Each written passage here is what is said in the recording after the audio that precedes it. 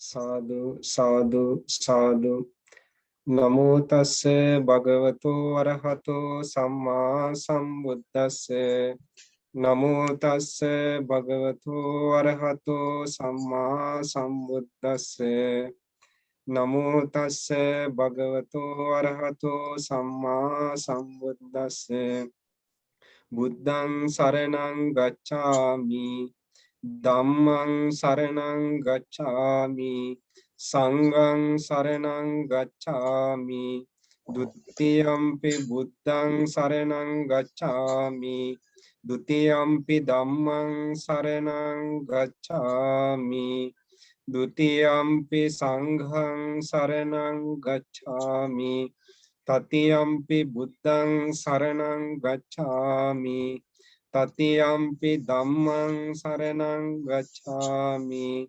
तृतीयंपि संघं शरणं गच्छामि साधु साधु साधु पंचशीली अधिष्ठान කරගන්න මාගේ කීවට පස්සේ කියන්නේ පානාතිපාතා වේරමණී සික්ඛාපදං සමාදියාමි පානාතිපාතා වේරමණී සික්ඛාපදං සමාදියාමි අදින්නාදානා වේරමණී සික්ඛාපදං සමාදියාමි අදින්නාදානා වේරමණී සික්ඛාපදං සමාදියාමි කාමේසු මිච්ඡාචාරා වේරමණී සික්ඛාපදං සමාදියාමි කාමේසු මිච්ඡාචාරා වේරමණී සික්ඛාපදං සමාදියාමි මුසාවාදා වේරමණී සික්ඛාපදං සමාදියාමි මුසාවාදා වේරමණී සික්ඛාපදං සමාදියාමි සුරාමේරය මජ්ජපමා දට්ඨානා වේරමණී සික්ඛාපදං සමාදියාමි සුරාමේරේ මජ්ජපමා දට්ඨානා වේරමණී සික්ඛාපදං සමාදියාමි තිසරණේන සද්දින් පංචශීලං ධම්මං සාදුකං සුරක්ඛිතං කତ୍වා අපමාදේන සම්පාදේත ආමබන්තේ සතු ශ්‍රද්ධාවන්ත පින්වත්නි මේ පින්වත් පිරිස අද දිනේ සෝදානම් වෙන්නේ බුදුරජාණන් වහන්සේගේ ඒ පිවිතුරු ශ්‍රී සද්ධර්මයේ ශ්‍රවණය කිරීම සඳහායි මේ පින්වත් මේ පිරිස අපි සියලු දෙනා මේ කතා කරමින් යන්නේ බුදුරජාණන් වහන්සේගේ ධර්මයේ සඳහන් වෙන විශේෂිත ධර්ම දේශනාවක් වන ආහාර පිළිබඳව තමයි අපි කතා කරගෙන යන්නේ මේ පින්වතුන්ට මතක ඇති බුදුරජාණන් වහන්සේගේ ධර්මයේ ඉගෙන ගත්තේ දසුත්තර වගේ සූත්‍රවලදී අර අංක පිළිවෙලින් බුදුරජාණන් වහන්සේගේ ධර්මයේ ගොනු කළානේ ඒ ගොනු කළ ඒවලදී ඒක නාමකින් නේද එක කියන්නේ මොකද්ද සබ්බේ සත්තා ආහාරටි සීල සත්‍යෝ ආහාර මත තමයි යපින්නේ කියන කරුණ තියෙනවා එතකොට දේ නාමකින් කියන අර ප්‍රශ්නයේදී දේ නාමකින් කියන පිරිත් පුතේ අපිට දැක ගන්න මම පිරිත් පුතේ එහෙම නේද කියනවා දේ නාමකින් කියන නාමංච රූපංච නේද නාමයේද රූපේද කියන වශයෙන් බුදුරජාණන් වහන්සේ දේශනා කළා. ඒතර අපිට මේකෙන් පේනවා බුදුරජාණන් වහන්සේගේ ධර්මයේ උන්වහන්සේ මේ දුක පිළිබඳ වැඩපිළිවෙල පෙන්වද්දී උන්වහන්සේ විවිධ කොටස් වලට බෙදලා වෙන් කළා. එතකොට ඒ අතරින් බුදුරජාණන් වහන්සේගේ ධර්මයේ එක කරුණකට ගොනු කරලා ගන්නවා ඒක නාම කියලා ගන්නවා නම් සබ්බේ සත්තා ආහාරටි සීල සත්‍යෝ ආහාර නිසා පවතිනවා යැපෙනවා කියන කරුණ මුල් කරලා ගන්න. ඒතකොට දේ නාමකින් කියලා ගත්තොත් දෙක කියන්නේ මොකක්ද කියලා කතා කරොත් නාමංච රූපංච. ඒතකොට බුදුරජාණන් වහන්සේගේ ධර්මයේ උන්වහන්සේ නාමයේ සහ රූපයේ කියන එක මත පදනම් කරගෙන උන්වහන්සේගේ මේ ධර්මයේ නාමයේ සහ රූපයේ ඇතුළට ගොනු කළා. මේ වගේ බුදුරජාණන් වහන්සේගේ ධර්මය මේ ගොනු වශයෙන් තියෙන මේ ආහාර වලට අපිට හම්බ වෙන්නේ මූලික තැන. ඉතින් අපි ඉගෙන ගනිමින් පවතින්නේ බුදුරජාණන් වහන්සේගේ ධර්මයේ ආහාර පිළිබඳව අපි ඉගෙන ගනිමින් ඉන්නේ පුත්තමංශ සූත්‍ර දේශනාව. පුත්තමංශ කියන පුත්තමංශ කියන එකේ අර්ථය මොකද්ද? දැන් මතක ඇති නේද? මේ පුත්‍රයාගේ පුත්තමංශ පුත්‍රයාගේ මාංශය පුත්‍රයාගේ මාංශය මේ උපමා කරගෙන කරන දේශනාව තමයි මේ පුත්තමංශ. අපිට මේ පුත්තමංශ උපමාව දැන් හම්බෙලා තියෙනවා. කබලින්කාර ආහාර ගැන කතා කරද්දී. එතකොට මේ ආහාර කියන එකේ අපි අර්ථවත් කරගත්තා සාරාංශ කරගත්තොත් ආහාර කියලා කියන්නේ අපිට මේ කයට ශක්තිය දෙනවා කියන අර්ථයෙන් අපි සරලව භාවිතා කරන අර්ථයෙන් මේ බුදුරජාණන් වහන්සේ දේශනා කරානේ.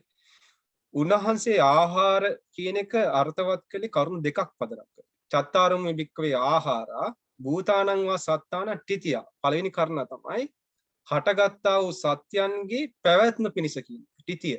පළවෙනි කාරණා. ඊළඟට සම්භවේශිනං වා අනුග්‍රහය.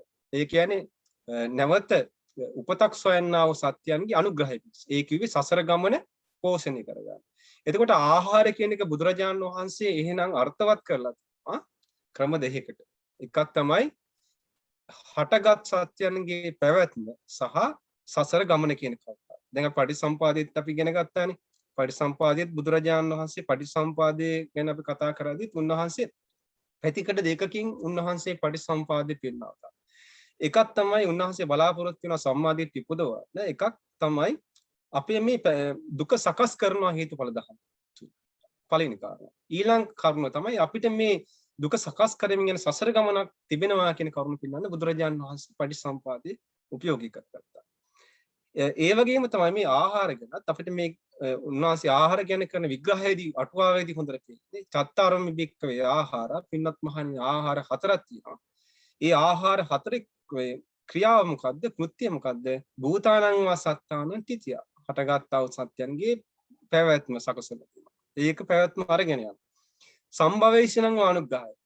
හටගන්න උපතක් බලාපොරොත්තු වෙන සත්‍යයන්ගේ අනුග්‍රහය පිණිස පවතිනවා කියන කරුණ තමයි. ඒකේ සසර ගමන මේ පෝෂණය කරනවා කියන අර්ථයෙන් තමයි මේ ආහාර කියලා කියන්නේ. එතකොට බුදුරජාණන් වහන්සේගේ ආහාර පිළිබඳ විග්‍රහය ගැඹුරුයි අනිත් ආහාර කතාවට වඩා.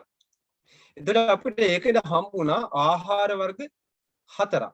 උන්වහන්සේ පෙන්වනවා දාලා පළවෙනි එක තමයි කබලීකාරෝ ආහාර. කබලීකාරෝ ආහාර කියන්නේ කැබලි කොට කඩලා කන ඒවට කියන්නේ කබලින්කාර. එතකොට කැබලි කොට කන ඒවට කියන කබලීකාර. කබලීකාර ආහාර ඕලාරිකෝ වා සුකුම්. එතකොට මේ කබලින්කාර ආහාර ගොරෝසු ඒවා වෙන්න පුළුවන්, සියුම් ඒවා වෙන්න පුළුවන්. මෙන්න මේ කබලින්කාර ආහාර බුදුරජාණන් වහන්සේ පෙන්වනවා. ඊළඟට බුදුරජාණන් වහන්සේ පෙන්වන්නේ මේ දුක හදන වැඩපිළිවෙලක් නිසා කබලින්කාර ආහාර වලින් විතරක් මේ සසර ගමන පෝෂණය කරනවා කියන කරුණට එහා උන්වහන්සේ ගියා. එතකොට උන්වහන්සේ පෙන්නවා නාම ධර්මයන්ගේ උපකාරයත් මේකට මේ හේතු වෙනවා. පස්සෝ ဒ ුතියෝ ඒ කියන්නේ ස්පර්ශ ආහාර.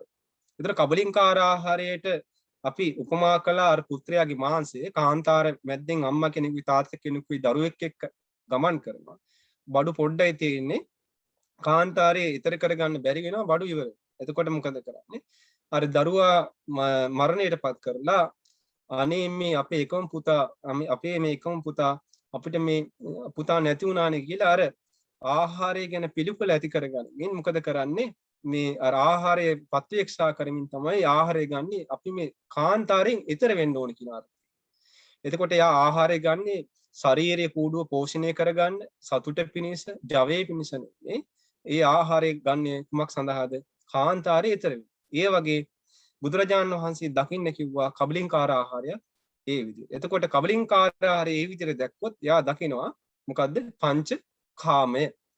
ඒතර පංචකාම ගුණය තමයි ප්‍රකට වෙලා පේන්න පටන් ගන්නෙ ඒ කෙනාට. ඒ පංචකාම ගුණය මනාකොට ප්‍රකට කරලා පංචකාම ගුණය අවබෝධ කළොත් එයාට මොකද වෙන්නේ?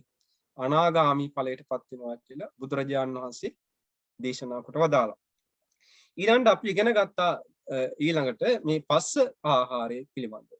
ස්පර්ශය ගැන අපි ගැඹුරින් කතා කළා පටිසම්පාදේශනාදී අපි ගියවර සාරාංශ ගත්තා. ස්පර්ශය කියන්නේ අපි සාමාන්‍ය විවහාරයේ කතා කරන ස්පර්ශය නෙමේ. කයට අල්ලුවාම අපිට කයට ලැබෙන ස්පර්ශය භෞතික වස්තුවක් අල්ලන ස්පර්ශය විදිහට නෙමේ බුදුරජාණන් වහන්සේ මේ දේශනාවේ දුක හදන වැඩපිළිවෙලකට නාම ධර්මයන් වශයෙන් කොහොම නාම ධර්මයක් වශයෙන් ස්පර්ශයේ ක්‍රියාකාරී වෙන්නේ කියන කාරණා බුදුරජාණන් වහන්සේ පෙන්වවදාලා.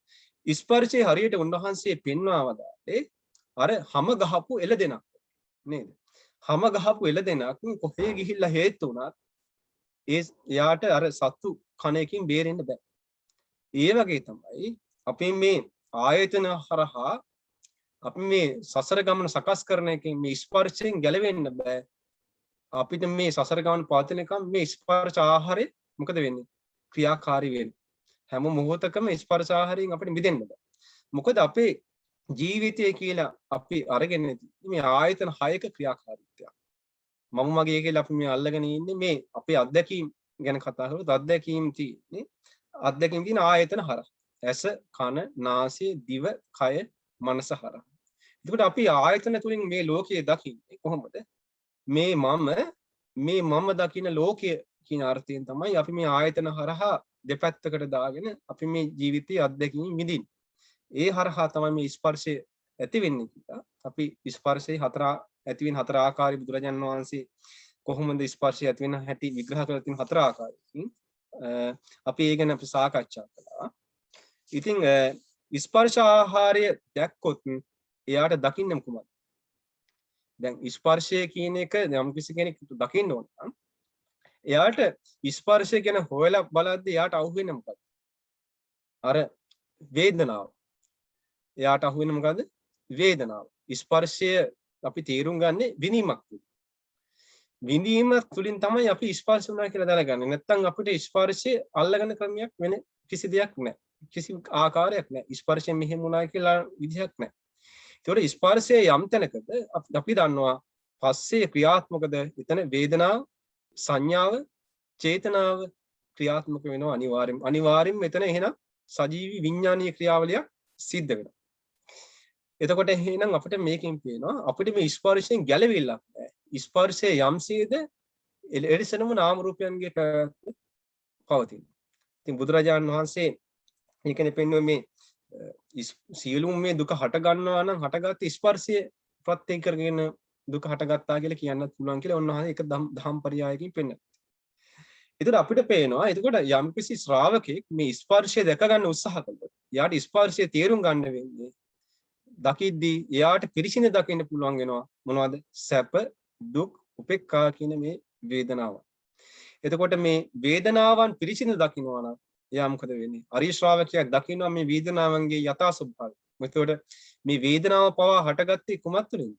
එතකොට වේදනාවන ප්‍රත්‍ය වුණේ ස්පර්ශයයි. එතකොට මේ ස්පර්ශයත් අනිත්‍ය ස්වභාවයෙන් යුක්තයි. මේ හටගත් වේදනාවත් අනිත්‍ය ස්වභාවයෙන් යුක්තයි. එතකොට අනිත්‍ය වූ හේතුන්ගෙන් හටගත්ත යමක් ඇත්ත ඒක එහෙනම් නිට්ටය වෙන්න බෑ කොහොමද? එතකොට හටගත් වේදනාවත් නිට්ටය වූ දෙයක් වෙන්න බෑ නේද? ඉතින් ඒ නිසා එයා දකිනවා මේ අනිත්‍ය ස්වභාවය දකිනවා. අනිත්‍ය ස්වභාවය හට ගන්නා හැටි වේදනාවන් මේ ස්පර්ශ හට ගන්නා හැටි ස්පර්ශ නිරුද්ධ වෙන හැටි වේදනාවන් හට ගන්න හැටි වේදනාව නිරුද්ධ වෙන හැටි හොඳට දැක ගන්න පුළුවන්. එතකොට අර තණ්හාව උපාදාන වල ස්වභාවය තේරුම් අරගෙන සම්පූර්ණයෙන්ම මොකද වෙන්නේ? අරහත්ත්වයටපත් වෙන්න පුළුවන් වේදනාවන් පිරිසිදු දැකගන්න. ඊළඟට මේ අපිට කතා කරන්න තියෙන්නේ තුන්වෙනි ආහාරය අද තියෙන්නේ. ඒකට කියනවා මොකද්ද? තුන්වෙනි ආහාරය මනෝ සංචේතන. මොකද්ද? මනෝ සංචේතන. එතකොට බුදුරජාණන් වහන්සේ කොහොමද මේ මනෝ සංචේතනාවන් විග්‍රහ කළේ කියලා අපි මුලින්ම සලකලා බලමු. කතංච භික්කවේ මනෝ සංචේතනා කතංච භික්කවේ මනෝ සංචේතනාහාරෝ දට්ඨබ්බ. කොහොමද පින්නත් මානි මේ මනෝ සංචේතනාහාර දකින්න ඕන. සයතාපි භික්කවේ අංගාරකාසු සාධික පෝරිසා පුන්නා අංගාරාණං වීතච්චිකාණං වීත දූමාණං. මොකද කියේ සයතාපි භික්කවේ පින්වත් මහණෙනි හරියට අංගාරකාසු කියලා කියන්නේ මේ අඟුරු වලක්. තනිකර අඟුරු වල අංගාරකාසු සාධික පෝරිසා කියන්නේ මේ අඟුරු වලේ සාධික පෝරිසා කියලා කියන්නේ අඟුරු වලේ මිනිස්සෙක් වටුනහම මිනිසයාට වඩා ගිලෙන්න තියෙන අඟුරු. මිනිස්සෙක් වලට දැම්මම මිනිසයාට වඩා උසට අඟුරු පිරිච්ච වලක්. මිනිස්සෙක්ගේ උසට වඩා පිරිච්ච වල සාධික පෝරිසා කියලා කිව්වේ ඒක. සාධික පෝරිසා කියේ පුරුෂයෙකුට වඩා මේ ගිනි අඟුරු තියෙනවා ඒක ඇතුලේ. පුන්නා අංගාරාණං වීතච්චිකාණං වීත දූමාණං. මේ අඟුරු වලේ සම්පූර්ණයෙන්ම ගිනි අඟුරු වලේ සම්පූර්ණයෙන්ම පිරලා තියෙන්නේ වීතච්චිකාණං කියලා කිව්වේ මේ ගිනි දැල් නැහැ. වීත දූමාණං දුම් ගහන්නෙත් නැහැ. ඒ කිව්වෙත් අර මේ පිඟුතුන් දැකලා ඇති ඔය ගල් අඟුරු එහෙම හොඳට හුලං වැදිලා රත් වුණාට පස්සේ මොකද දුම ගිනි නෑනේ නේද? ඒ වගේ හොඳට මේ දුමකින් නැති තනි කර දැවෙන ගිනි අඟුරු වල. ඒ කියන්නේ හරි සැර අඟුරු වලක් තමයි මේක තියෙන්නේ. අත පුරිසෝ ආගච්ඡේය ජීවිත කාමෝ අමරිත කාමෝ සුඛ කාමෝ දුක්ඛ පටික්කුලෝ. එතකොට ඒ වෙලාවේ එනවා කියනවා එක්තරා පුරුෂයෙක් පුරිසෝ ආගච්ඡේය කියලා එනවා ජීවිත කාමෝ. ජීවිත කාම කියන්නේ ජීවත් වෙන්න ආස මිනිස්සු.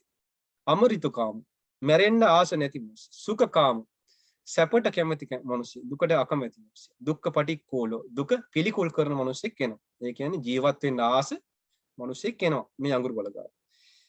තමේනං ද්වේ බලවන්තෝ පුරිසා නානා බාහාසු ගහෙත්වා තං අංගාරකාසුන් උපක්ඛඩ්ඩෙය්‍යෝ. මොකද කරන්නේ? තව පුරුෂයෝ දෙන්නෙක් ඉන්නවා. අත තමේනං ද්වේ බලවන්ත. ඒ මිනිස්යාව අර ජීවත් වෙන්න ආස මිනිස්යාව ද්වේ බලවන්ත. බලවත් මිනිස්යෝ දෙන්නෙක් දේ බලවන්තෝ පුරිසා බලවත් මේ පුරුෂයෝ දෙන්නෙක් නානා බාහාසු ගහෙත්වා අද්දකින් අල්ලලා ගහෙත්වා තං අංගාරකාසුගේ ගිනි අඟුරු වලට මොකද කරන්නේ? උපක්ඛඩ්ඩෙයි. මොකද මෙයා ගිනි අඟුරු වලට ඇදගෙන යනවා. අදිනවා මෙහෙම. ගිනි අඟුරු වල තියෙනවා ගිනි අඟුරු පැත්තට මෙයාව දාන්න අදිනවා. උපක්ඛඩ්ඩෙයි කියන්නේ අදිනවා. මේ පැත්තට. සමීපයට ඇදලා ගන්නවා උපක්ඛඩ්ඩෙයින් කියන්නේ. අතකෝ බික්කවේ තස්ස පුරිසස්ස ආරකාවස්ස චේතනා ආරකා පත්තන ආරකා පනිදි. එතකොට අර පුරුෂයාට මොකද හිතෙන්නේ? ගිනි අඟුරු වලට යන්න හිතෙනවාද ගිනි අඟුරු වලින් ඈත් වෙන්න හිතෙනවා? මොකද හිතෙන්නේ? ගිනි අඟුරු වලින් ඈතට යන්නමයි හිත තියෙන්නේ නේද? යා හිතිනුත් පතන්නේ මොකද්ද? ගිනි අඟුරු වලින් ඈතට. කයිනුත් පතන්නේ ගිනි අඟුරු වලින් ඈතට යන්න. අන්න ඒක තමයි බුදුරජාණන් වහන්සේ මෙතන කියන්නේ අතකෝ බික්කවේ තස්ස පුරිසස්ස. ඒ පුරුෂයාට මොකද හිතෙන්නේ? ආරකාවස්ස. ආරකා කියන්නේ දුර. කියන්නේ ගිනි අඟුරු වලින් ආරකාවස්ස චේතන. අර ගිනි අඟුරු වල පැත්තට යන්න නෙමෙයි එන්නේ ප්‍රතිවිරුද්ධ පැත්තට. දුරට යන්න නේද? ආරකාවස්ස චේතන. චේතනාව කියන්නේ හිතේ ඇතිවන සිතුවිලි. ආරකා පත්තන. යා හිතින් පතන්නේ මොකද්ද? ගිනි අඟුරු වලින් අනේ මා මේකට නම් ඇදලා දාන්න එපා. ගිනි අඟුරු වලින් ඈතට යන්න චේතනාව. ආරකා පනිදි. යාගේ හිත පිහිටවන්නේ කොතනද? මේ ගිනි අඟුරු වගෙන් ඈතට යන්න තමයි හිත පිහිටවන්නේ. තංකිස්ස හේතු. ඒකට හේතුව මොකද්ද කියනවා? ඒවහඤ්ඤ බික්කවේ තස්ස පුරිසස්ස හෝති. ඒකට හේතුව මොකද්ද? ඒ පුරුෂයාට හිතෙනවා කියනවා ඉමංචාහං අංගාරකාසුන් පපතිස්සාමි. අයියෝ මම මේ ගිනි අඟුරු වලට වැටුනොත් නම් තතෝ නිදානම් මරණං වා නිගච්ඡාමි. මරණවන්තං වා දුක්ඛන්ති. අයියෝ මම මේ ගිනි අඟුරු වලට වැටුනොත් නම් මරණං වා නිගච්ඡාමි. මරණයට හොමාවපත් වෙනවා. නැත්තම් මේක පිච්චිලා මරණයට ආසන්න දුකකට හරි මාවපත් වෙනවා කියලා අර මිනිස්සයා දන්නවා. ඒ නිසා තමයි මොකද අර මිනිස්සයා බලවත් පුරුෂයෝ අල්ලලා අර පැත්තට අදිද්දි එහා ප්‍රතිවිරුද්ධ පැත්තටම ඒකින් දුර පැත්තටම තමන්ගේ හිත චේතනා සිතුවිලි පහළ වෙයි. ඉතින් අන්න ඒ වගේ බුදුරජාණන් වහන්සේ දේශනා කොට වදාලා ඒමිය කෝහම් බික්කවේ මනෝ සංචේතන ආහාරෝ දට්ඨබ්බෝති වදාන. පින්වත් මහණෙනි මනෝ සංචේතන ආහාරය දැක ගන්න ඕනේ. කොමක් විදියට? අන්න ඒ විදිහටමයි කියලා දේශනා කොට වදාලා. එතන මේකෙන් හොඳටම පැහැදිලි මේ උපමාවෙන් පැහැදිලි. මෙතන බුදුරජාණන් වහන්සේ දේශනා කොට වදාරන්නේ අපේ චේතනාව නේද? හොඳටම බලවත් පුරුෂයාගේ චේතනාව මුල් කරගෙනයි මෙතන කතා කරන්නේ. එතකොට බුදුරජාණන් වහන්සේ නම් පෙන්වුවේ මේ මනෝ සංචේතනාව වශයෙන් උන්වහන්සේ පෙන්වුවේ අපේ මේ චේතනාව කොහොමද ආහාරයක් වශයෙන් අපේ මේ ජීවිත ගමන සසර ගමන පෝෂණය කරන්නේ කියන එකයි. ඉතින් අපිට මේකෙන් පේනවා අපි දන්නවා බුදුරජාණන් වහන්සේ චේතනාව ගැන අපිට නොයෙක් දේශනාවල දේශනා කරනවා නේද? දැන් මේ පින්වතුන් අහලා ඇති බුදුරජාණන් වහන්සේ දේශනා කොට තියෙනවා මේ චේතනාව ගැන කතා කරද්දී පංච පාදස්කන්ධයේදී චේතනාව ගැන කතා කරද්දී අපිට චේතනා කීයක් වෙනවද? චේතනා 6ක් වෙනවා නේද? රූප සංචේතන, ශබ්ද සංචේතන, જીවහා මේ රූප සංචේතන, ශබ්ද, කාය මේ පොට්ටබ්බ වශයෙන් මේ බුදුරජාණන් වහන්සේගේ දේශන මේ රූප සංචේතන. රූප සංචේතන කියලා කිව්වේ රූපයන් කෙරෙහි ඇති කරගන්න චේතනාවල්. ඒක රූපය මුල් කරගෙන හට ගන්න කියන රූප සංචේතන. ඊට සද්ද සංචේතන. ඉතින් සද්දය මුල් කරගෙන හට ගන්න චේතනාවල් කියන සද්ද සංචේතන. නේද? ගන්ධ සංචේතන. ඊට පස්සේ ගන්ධ සුවඳ මුල් කරගෙන අපි චේතනාව කරනවා. රසය මුල් කරගෙන මේ පහල ගන්න. ඊට පොට්ටබ්බේ පහස මුල් කරගෙන චේතනාව පහල කර ගන්නවා. ඊළඟට පෙන්වනවා මොකද? ධම්ම සංචේතන. මනස මුල් කරගෙන මොකද හට ගන්න මනසට අරමුණ ධර්මයන් මුල් කරගෙන අපි පහල කරනවා චේතනාව.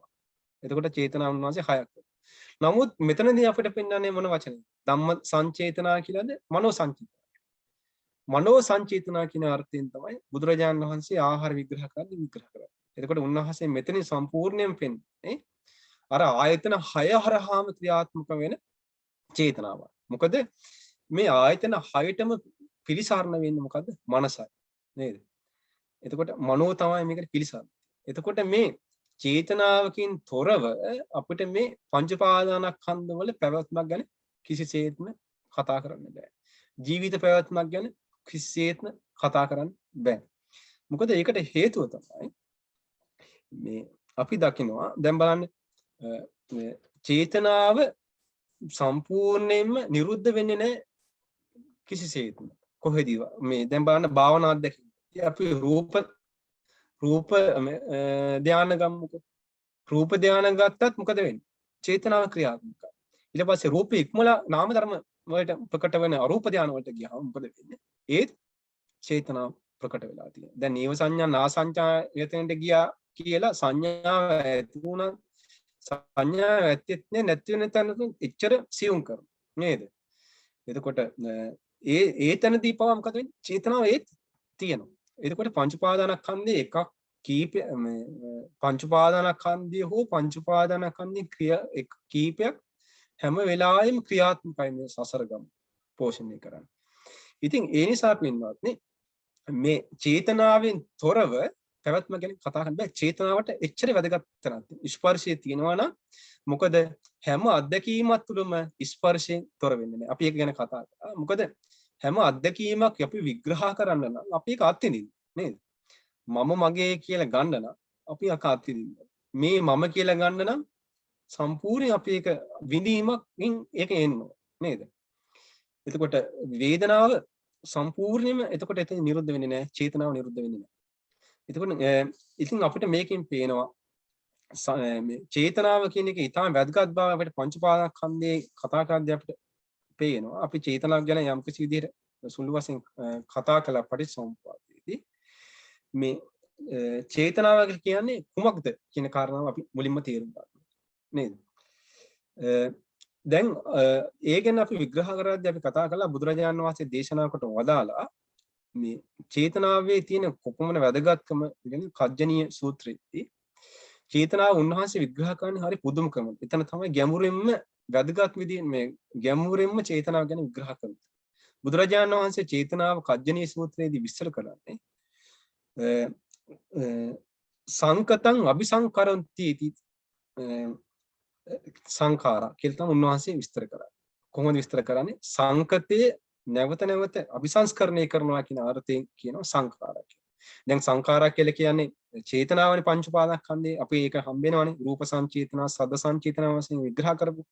ඒ වගේම කජ්ජනීය සූත්‍රයේදී බුදුරජාණන් වහන්සේ විස්තර කරන්නේ සංකතං අபிසංකරಂತಿ इति සංඛාරා. සංකතේ අபிසංස්කරණය කරනවා කියන අර්ථයෙන් තමයි සංඛාර කියලා කියන්නේ. සංකතය කියලා කියන්නේ මොකද්ද? යමක් හේතුන් ප්‍රත්‍යයෙන් හටගත්ත සකස් වෙච්ච දේවල් කියන අපි සංකත නේද? දැන් රූප උපාදානස්කන්ධය ගත්තාම මොකද්ද? ඒක හේතු ප්‍රත්‍යයෙන් හටගත් එකද නැති එකද? ඒකත් හේතු ප්‍රත්‍යයෙන් හටගත්. එතකොට ඒක රූප උපාදානස්කන්ධය සංකතය. වේදනා උපාදානස්කන්ධය සංකතය. සංඥා උපාදානස්කන්ධය සංකතය. සංකාර උපාදානස්කන්ධය පව සංකතය. විඥාන උපාදානස්කන්ධය කියන්නේ සංකතය. නේද? හේතුන්ගෙන් හටගත්ත හේතුන් නැතිවීමෙන් නැති වී යන දෙයක්. නේද? ඒවට කියනවා හේතුන් ප්‍රත්‍යයෙන් හටගත්ත දේවල් වලට අපි කියන සංකත ධර්ම. එතකොට සංකතං අபிසංකරಂತಿ. එතකොට රූපේ හටගත්තේ රූපේ හටගත්තේ හේතු ප්‍රත්‍ය නේද? එතකොට චේතනාව විසින් මොකද කරන්නේ? රූපං අபிසංකෝති. අභි කියන්නේ විශේෂයෙන් අபிසංකෝති. විශේෂයෙන් සංස්කරණය කරනවා සකස් කරනවා නේද? රූපේ විශේෂයෙන් සකස් කරනවා ඒ නිසා සංකාර. උදුරන්න වහන්සේ එතන විස්තර කරනවා රූපං රූපත්තාය අபிසංකරෝති. එතකොට රූපේ රූපයක් බව රූප බවට සංස්කරණය කරනවා. වේදනං වේදනත්තා වේදනා බවට විශේෂයෙන් සකස් කරනවා. සංඥා බවට සංකාර පව චේතනා බවට සකස් කරනවා. විඥානේ බවට සකස් කරනවා. ඒකට අපිට මේකෙන් පේන්නේ අපි ඒකේ අර්ථය කියලා අපි සරලව ගත්තොත් දැන් අපි ගත්තොත් අපි කතා කළා. දැන් අපේ අත්දැකීම තුළ අපි සම්පූර්ණයෙන්ම අත්දැකීම අරන් ගොනු කළ පෙන්නුවාම අපි මේකට පංච උපාදානස්කන්ධයක් ඇතුළත ගොනු කරන්න පුළුවන් කියලා අපි ඉගෙන ගත්තා. නේද? එතකොට අපේ මුළු අත්දැකීම පංච උපාදානස්කන්ධයක් අතර දැම්මට පස්සේ එතකොට අපිට මේකේ අපිට අහු වෙනවා රූප උපාදානස්කන්ධ. නේද? එතකොට සතර මහා භූත තමාගේ කර ගැනීම පුදින රූපෙට කියනවා මේ රූප උපාදානස්කන්ධය. නේද? අපේ රූපය ගැන යම් කිසි විදිහට කතා කරා. එතකොට මේ රූප උපාදානස්කන්ධයට රූප උපාදානස්කන්ධය තිබුණා කියලා රූප උපාදානස්කන්ධයට වටිනාකමක් තමන්ගේ කෘත්‍යයක් කරන්න බෑ. ඒතර අපි ගත්තොත් වේදනාවට වටිනාකමක් දෙන්න වේදනාවට බෑ. අපි කරන්නේ වේදනාවල් විඳිනවා විතරයි. නේද? සංඥාවට තමන්ගේම දෙයක් කරන්න බෑ. සංඥාවට තමන්ගේම වටිනාකමක් සංඥාවට දෙන්න බෑ. හරි. එතකොට නමුත් චේතනාව විසින් තමයි මොකද කරන්නේ? රූපයට වටිනාකමක් දෙන්නේ. වේදනාවට වටිනාකමක් දෙන්නේ. සංඥාවට වටිනාකමක් දෙන්නේ. සංකාරයට වටිනාකමක් දෙන්නේ. විඥාණයට වටිනාකමක් දෙන්නේ මොකෙන්ද? මේ චේතනාවෙන්. එතකොට අපි ඒක හොඳට පැහැදිලි වෙනවා අපි සරල වශයෙන් අපි කතා කරලා. චේතනාව කියලා කියන්නේ මොකක්වත් නෙමෙයි අපිට කරන්න පුළුවන් දේවල් මොනවද කියන එක. නේද? දැන් අපි බලමු මම එදා පටිච්චසමුප්පාද ධර්මයේ දේශනාවක කතා කරා චේතනාව කියන එක හරියට මේ වගේ දෙයක්. චේතනාවෙන් තමයි රූපේ බවට ගොඩනගන්නේ. දැන් අපි කතා කළ බලුවොත් අපි ගත්තොත් පෑනක්. අපි මේ පටිච්චසමුපාදදී කතා කරා. මේක පෑනක් වෙන්නේ කොහොමද? අපි දැන් පෑනක් ගත්තොත් මේ පෑන එක දේවල් වලට යොදා ගන්න පුළුවන්. දැන් හැම දෙයකටම කරන්න පුළුවන් දේවල් ගන්නවත් කියන වැඩකට. නේද? මේ පෑනෙන් අපිට පුළුවන් ලියන්න එකක්. නේද? අපිට මේ පෑනෙන් පුළුවන් මේසයකට ගහන්න. නේද? එතකොට අපි මොකක් හරි එකකට මුක්කුවක් වශයෙන් තියන්න පුළුවන් පෑන. එතකොට මේ පෑන අපිට ප්‍රයෝගික කරගෙන මොකක් හරි වෙන දෙයක් අලුතින් දෙයක් හදන්න පුළුවන්. නේද?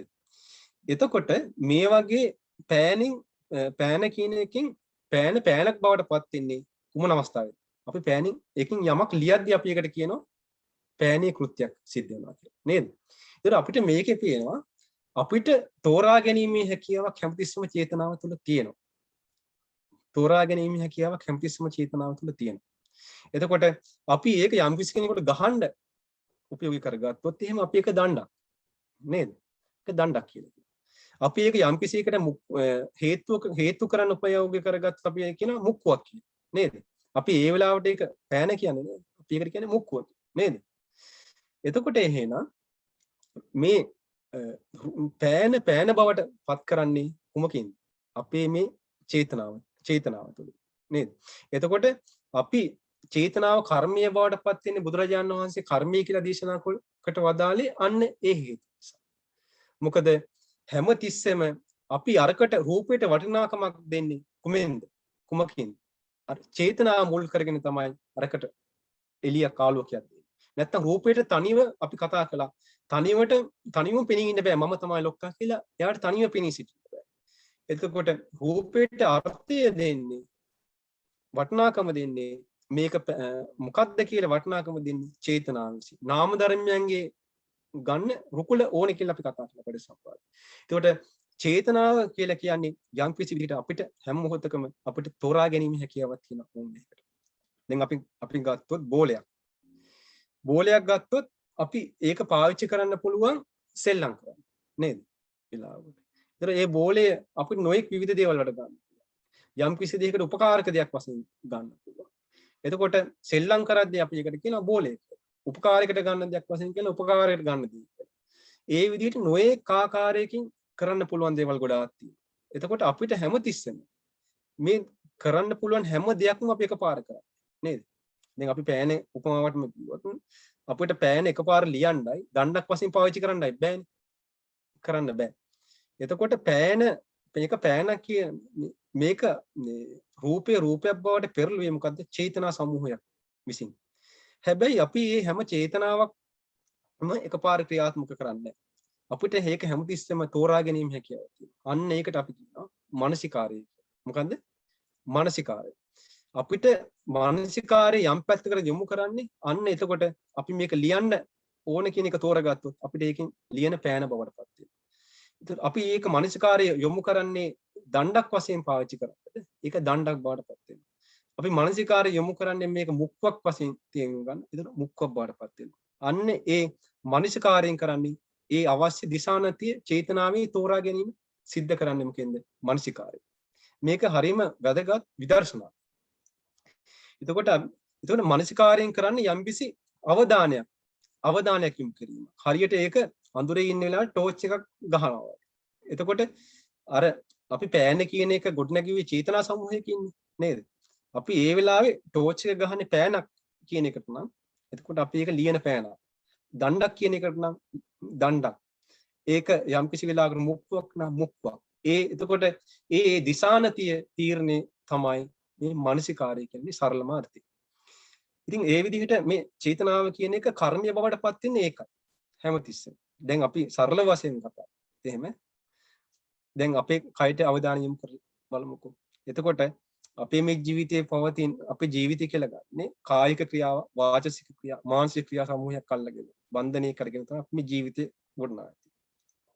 එතකොට දැන් මේකට කරන්න පුළුවන් ගොඩක් දේවල් තියෙනවා අර්ථවනේ. නැගිටින්න පුළුවන්, ඉඳ ගන්න පුළුවන්, යන්න පුළුවන්, නිදා ගන්න පුළුවන් නේද?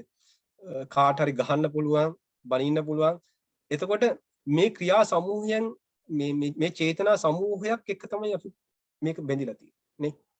නමුත් අපි හැම දෙයක්ම මේ වෙලාවේ කරනවද? නෑනේ. එතකොට අපේ චේතනාව යොමු කරගෙන තියෙන්නේ කුමක් සඳහාද? අපි ඉඳ ගන්නවා කියන එකට තමයි අපි දැන් චේතනාව බැඳිලා තියෙන්නේ නේද? එතකොට අපි මේ ඉඳගෙන ඉන්නේ. එතකොට මම කැමති නම් මෙතෙන් හිට ගන්න. එතකොට මොකද වෙන්නේ? මට පුළුවන් හිට ගන්න එක තෝරගන්න නේ. එතකොට චේතනාව පහල කරලා තමයි එහෙනම් චේතයිත්වා කම්මං කරෝ. චේතනාව පහල කරලායි අපි එහෙනම් කර්මය කරන්නේ නේද? එතකොට මට පුළුවන් නම් ඉඳ ගන්න ආයෙ හිතමුත් එහෙනම් මොකද කරන්නේ? නෑ හිට ගන්න එක නෙමෙයි ඉඳ ගන්න කියන එකට මානසිකාරය යොමු කරලා ක්‍රියාත්මක වෙද්දී මොකද? ඒ චේතනාව මතු වෙලායේදී අපි එහෙනම් චේතයිත්වා කම්ම චේතනාව පහල කරලායි කර්මය කරන්නේ. අන්න ඒක තමයි චේතනාව කියන එක කර්මය බවට පත් වෙන්නේ අන්න ඒ හේතු නිසා. ඒක තමයි චේතනාවේ ගැඹුරු මාර්ගය. එතකොට දැන් අපි හිතමුකෝ හිතින් හිතන එකක් නේද? අපිට රාග සිතුවිලි හිතන්න පුළුවන්. දේශ සිතුවිලි හිතන්න පුළුවන්. මෝහ සිතුවිලි හිතන්න පුළුවන්. රාගය මේ ඊළඟට උපේක්ඛා සහගත වේදනාවක් ඇති වෙන සිතුවිලි හිතන්න පුළුවන් නේද? අපි යම් විදිහකටද අපේ මානසිකාරය යොමු කරන්නේ දිශානගත කරන්නේ ඒ විදිහට තමයි ඒ වෙලාවේ මානසික ක්‍රියාත්මක වෙන්නේ. එතකොට කියන මානසින් ඇති කරගන්නා වූ චේතනාව කර්මය කියලා. මානසික වෙතින කර්මය. දැන් අපි වචන කතා කරද්දී අපිට කැමති වචනේ පිට කරන්නේ නැහැ නේද? කැමති වචනේ කියන්නේ දැන් මම බණ කියන වෙලාවට අපි මේ විහාරස්ථානයේ හදන එකක් ගැන මං කියන්නේ නැහැ නේද? ඒකෙන් තේරෙනවා අපි මේ වෙලාවට මම තෝරගන්නේ මොනවද? අර මගේ මානසිකාරය මුල් කරගෙන මං ඇති කරගන්නා චේතයිත්වා කම්මං කර. එතකොට මං වචනෙන් පිට කරන්නේ අර චේතනාවෙන් අර මානසිකාරයෙන් දිශානති කරලා ගත දේ තමයි මම යොමු කරන්නේ. එතකොට හැම තිස්සෙම චේතනා සමූහයක් රූපය බවට පත් කරනවා වගේ විදීම බවට පෙරලන්නේ මේ චේතනාව විසින්. එතකොට අපිට ඒකේ තියෙන වැදගත්ම දේ තමයි අපේ මේ දුකින් නිදහස් වෙන වැඩපිළිවෙලේදී අපිට අල්ලගන්න ඕනේ දේ තමයි මගේ ආත්මය කියන මේ විශේෂම දේ මේ හැම එකකටම ගැබ් වෙලා තියෙනවා. රූපය මම මගේ කියන මගේ ආත්මය කියලා අපි අල්ලගන්න. එතකොට අපි මානසිකාරය යොමු කරගෙන බන්ධනය ඇති කරගෙන අපි මේක මගේ ආත්මය කියලා අල්ලගෙන මඤ්ඤණාවක් වශයෙන් සිතුවිල්ලක් වශයෙන් තමයි බුදුරජාණන් වහන්සේ මේ මමත්වයේ උන්වහන්සේ පෙන්නලා තියෙන්නේ. එතකොට මේකෙන් පේනවා වේදනාව පවා මේක මගේ වේදනාව මේක මගේ ආත්මය කියලා අපි බන්ධනය කරගන්නවා. එතකොට රූපය මගේ ආත්මය කියන වේදනාව මගේ ආත්මය කියලා පණ දෙනවා. එතකොට වේදනාවට මේක මගේ ආත්මය කියලා පෙනී ඉන්නේ නෑ නේද? වේදනාව මගේ ආත්මය කියලා පෙනී සිටින්නේ නෑ. නමුත් චේතනාව විසින් තමයි අර වේදනාවට අර්ථය දෙන්නේ. මේක මම, මේ සැප වේදනාව මගේ ආත්මය කියලා වේදනා විඳීමක් බවට පත් කරන්නේ. මොකෙන්ද? අර සංස්කාර වලින්. ඊළඟට සංඥාවත් එහෙම. එතකොට මේක නිල් පාට නෙමෙයි, මේක රතු පාට නෙමෙයි, මේක මගේ සංඥාව, මේක මගේ කියලා එක ගොඩනගන්නේ සංස්කාරය. ඉතින් ඒ නිසා පින්වත් මේ චේතනාවේ ස්වභාවය තමයි රූපය බවට නිතරම පෙරලෙන. වේදනාව බවට පෙරලෙනවා. සංඥා බවට පෙරලෙනවා. අඩුම තරමේ චේතනාව බවට පත් කරනවා. සංකාරත්තාය. එතකොට චේතනාව පවා අපි මගේ ආත්මය වශයෙන් අපි අල්ලගෙන නැද්ද? අල්ලගෙන ඉන්නේ. ඉතින් ඒ නිසා චේතනාව වශයෙන් බවට පවා පෙරලන්නේ මේ සංස්කාරවල ස්වභාවය නිසා. ඉතින් ඒ නිසා විඥානයේ බවට පෙරලන්නේ මේ සංස්කාරවල ස්වභාවය නිසා. ඉතින් ඒ නිසා යම් තැනකදී මේ සංස්කාර ඉතිරි නැතුව නිරුද්ධ වුණොත් මොකද වෙන්නේ? සංස්කාර ඉතිරි නැතුව නිරුද්ධ වුණොත් එතන සම්පූර්ණයෙන් දුකින් නිදහස් වෙන්නේ. නේද? ඒ රූපය බවට පෙරලන්නේ. වේදනාව බවට පෙරලන්නේ. සංඥා බවට පෙරලන්නේ. සංකාරය බවට පෙරලන්නේ. විඥානේ බවට පෙරලන්නේ. මොකද මේ සකස් කිරීම සියල්ලම චේතනා මුල් වෙලා සිද්ධ වෙනවා. ඒ නිසා බුදුරජාණන් වහන්සේ පෙන්වා දාලා චේතනාහම් භික්ඛවේ කම්මං වදාන. පින්වත් මහණෙනි, චේතනාව කියන්නේ කර්මයයි. ඒ නිසා අපි කරන හැම ක්‍රියාවක්ම තෝරා ගැනීමේ ක්‍රියාවලියකට යටත් වෙලා ඉන්නේ. නේද? අපි හැම තිස්සම මගේ කියන එකකින් නම් අපි තොර වෙන්නේ නැහැ. අපි මේක අවබෝධ කරගන්න. ඒ නිසා කෙනෙකුට යහපතේ හැසිරෙන්න, කෙනෙකුට අයහපතේ හැසිරෙන්න තෝරා ගැනීමේ හැකියාවක් හැමතිස්සෙම තියෙනවා. මොකද චේතනාව කියලා කියන්නේ කර්මය වෙන නිසා.